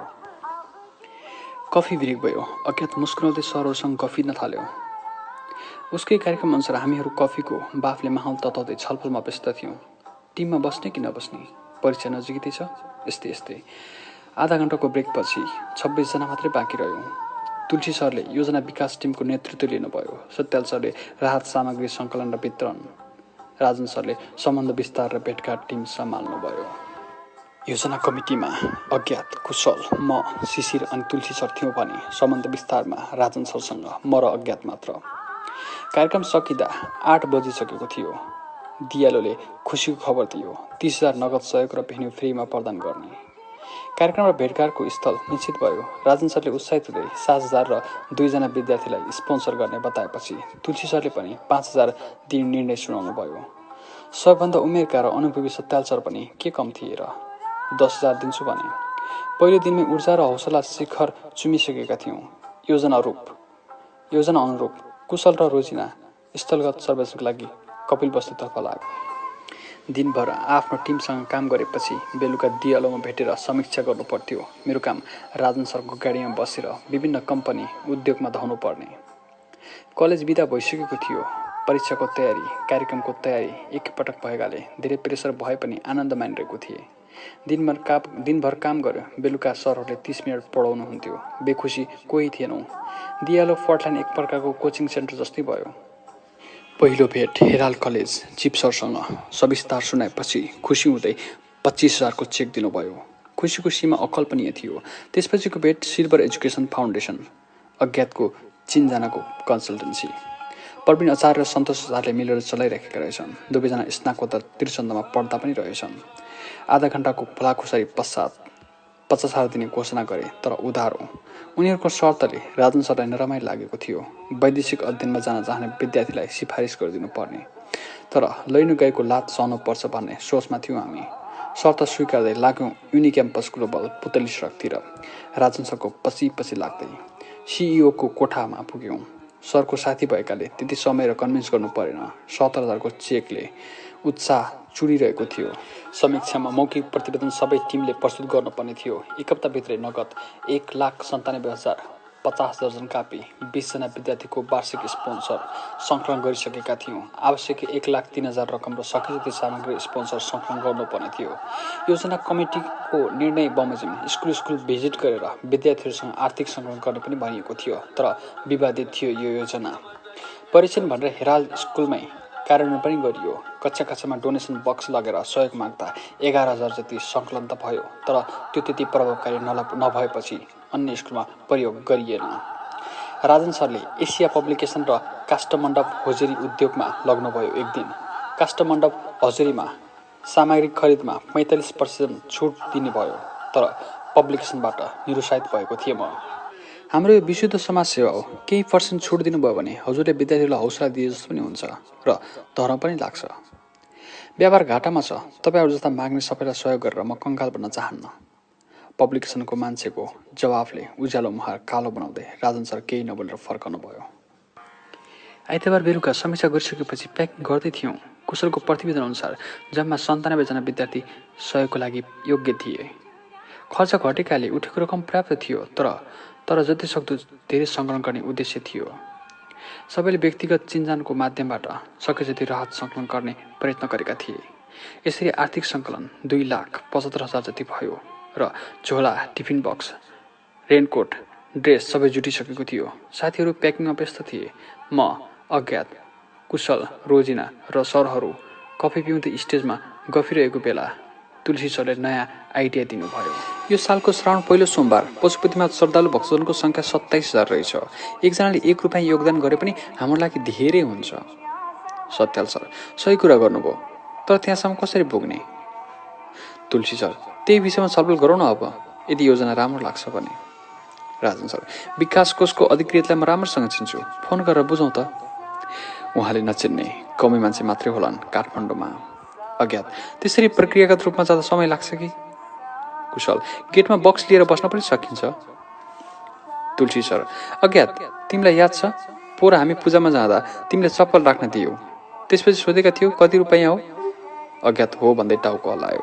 यति कुराले निश्चित बनायो तुलसी सर र अज्ञातको सम्बन्ध धेरै नजिकको छ। हामीहरू जुत्ता चप्पल शाखामा स्वयंसेवक गर्ने, छेउमै हाम्रो कार्यक्रमको तस्बिर टाँसेर डोनेसन बक्स राखौँ र भक्तजनहरूलाई कतिपयले कन्भिन्स गरौँ डोनेट गर्न। योजना निर्विरोध रूपमा पारित भयो। राजन सरले जुत्ता चप्पल शाखामा स्वयंसेवक गर्ने प्रबन्ध मिलाउनु भयो। सबै सदस्यहरू खट्यौँ। दिनभरमा 11वटा बक्स पैसाले भरियो, सोचेभन्दा सहज तरिकाले। बेलुका समीक्षामा सबैजना उत्साहित थियौँ। यदि भावना नाप्ने यन्त्र हुन्थ्यो भने सबभन्दा खुसी तुलसी सर हुनुहुन्थ्यो। उहाँको योजनाभन्दा लगभग तेब्बर पैसा सङ्कलन भयो। 81,000 एक दिनमै। मङ्गलबार सपिङ महलबाट स्टकमा रहेका कपडा, जुत्ता चप्पल सबै उठायौँ। कान्तिपुर महल, काठमाडौँ महल, बिजी महलमा सुनियोजित तरिकाले खटियौँ। उत्साह कति घटेन, झरीको गति उस्तै थियो। योजनाभन्दा धेरै स्रोत र साधन थियो। 97 जना विद्यार्थीको लागि 1 वर्ष आवश्यक सम्पूर्ण शैक्षिक सामग्री प्याकिङ गऱ्यौँ। त्यति गर्दा अझै 2 लाख जति रकम बाँकी थियो। विद्यार्थीका परिवारका लागि पनि तत्कालीन आवश्यक पुरा गर्ने ध्यायले खाद्य सामग्री प्रदान गर्ने निर्णय गऱ्यौँ। बुधबार बेलुका कपिलवस्तुतर्फ लाग्दै थियौँ। कलेजले बस सहयोग गर्यो, ट्रक भाडामा ल्याउँ। उत्साह र उमङ्गले गएका थियौँ कपिलवस्तु हर्देउना गाविस। झरीले मौसम चिस्याए पनि जोस तात्तै थियो हाम्रो। अस्ताउँदो सूर्यको पिछा गर्दै गए पनि गन्तव्य नपुग्दै प्रभातका आवाहरूले स्वागत गर्न भ्याइसकेका थिए। सानो भूगोलबाट विशाल मन लिएर गएका हामीहरू त्योभन्दा सानो भूगोलबाट स्वागत गर्न आएका उनीहरू बीच बाटोमा भेटिए। बाँस र टिनले बनेका महलहरू, काँचो माटोको पातलो भित्तामा कमेरोले पोतेर रङ्गाइएका दरबारहरू अनि धरतीको काखमा लट्रम्म गाउँ पानीमा आहाल खेलिरहेका थिए। गाउँ नै जम्मा भएको रहेछ। झरीमा रुच्दै आधा झरी छेक्ने छाता ओढेर, वर्षादी उनले वर्षादी, नहुनले टाउको मात्रै छेकेर खुसीका रङहरू छरिएको दृश्यले उत्साहित कसलाई पो नगरला र। कपिलवस्तुको जिल्ला अधिकारी, पत्रकारहरू समाजमा गण्यमान्य चिटिक्क सजिएर हार्दिकता प्रस्तुत गरिरहे। बाँस र माटोले बनेका भित्ताहरू बाढीले बगाएर टिनको छानो मात्रै थियो। प्राइभेट स्कुल रहेछ। सबै व्यवस्था मिलाउने कुशल थियो। 20 मिनट जतिको औपचारिकता पश्चात राहत सामग्री वितरण गऱ्यौँ। गाउँलेहरूको खुसीका ज्वारभाटाहरूले गर्व महसुस गरायो। प्रहरीको सहकार्यमा थिए सबै साथीहरू, म पनि। 1 ट्रक नै थियो राहत सामग्री। राजन सर र सत्याल सर सिडिओ अनि पत्रकारहरूसँग गफिँदै हुनुहुन्थ्यो। तुलसी सर र अज्ञातलाई पनि वरपर देखिन, नजर नछेरेको पनि होइन। ट्रकबाट ओर्लिएर भौतारी एकैछिन नजिकको बरपेपल चौतारामा भेटाए। म फेरि त्यो भिडबाट बाहिरिए। गफ गर्दै गरे तिमीहरू, म जान्छु भन्दै तुलसी सर भिडमा मिसिनुभयो। झरीले लुजाएको तन छेदविच्छेद दोहोराबाट पनि पाठ सिक्न सकिन्छ। मैले बुझेँ कि प्रकृतिसँग जति सामिप्यता बढ्छ त्यति खुसीको गुणगान हुँदै जाँदो रहेछ। 1 बजे सबै कार्यक्रम सकियो। प्रहरी चौकीमा खानपिन कार्यक्रम सकेर एक आपसमा खुसी साटासाट गर्दै थियौँ। जिल्ला अधिकारीले सुझाव दिँदै भन्नुभयो, बेलुका 9 बजे बुटोलबाट हिँड्नुभयो भने भोलि बिहान 6 बजेसम्म काठमाडौँ पुग्नुहुन्छ। सरकारी सूचना। भर्खर 2 बज्यो। त्यतिन्जेल बरु तिरौरा कोट अथवा लुम्बिनी घुरफिर गर्दा कस्तो होला? लुम्बिनीका सबै स्तूपहरू घुम्यौँ। सेतो गुम्बा पुगेर फर्किँदासम्म पनि अज्ञात मायादेवीको काखमा ध्यानमग्न थियो। तुलसी सरसँग एक अनौठो र पृथक पात्र अज्ञात हो, साँच्चीकै पृथक पात्र अज्ञात।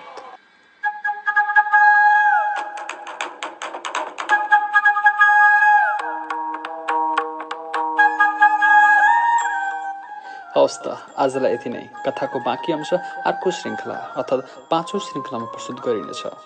त्यति दिनसम्म होला कि बिदा दिनुहोस्। हवस् त, नमस्ते। प्रतीक्षा गर्दै गर्नुहोला।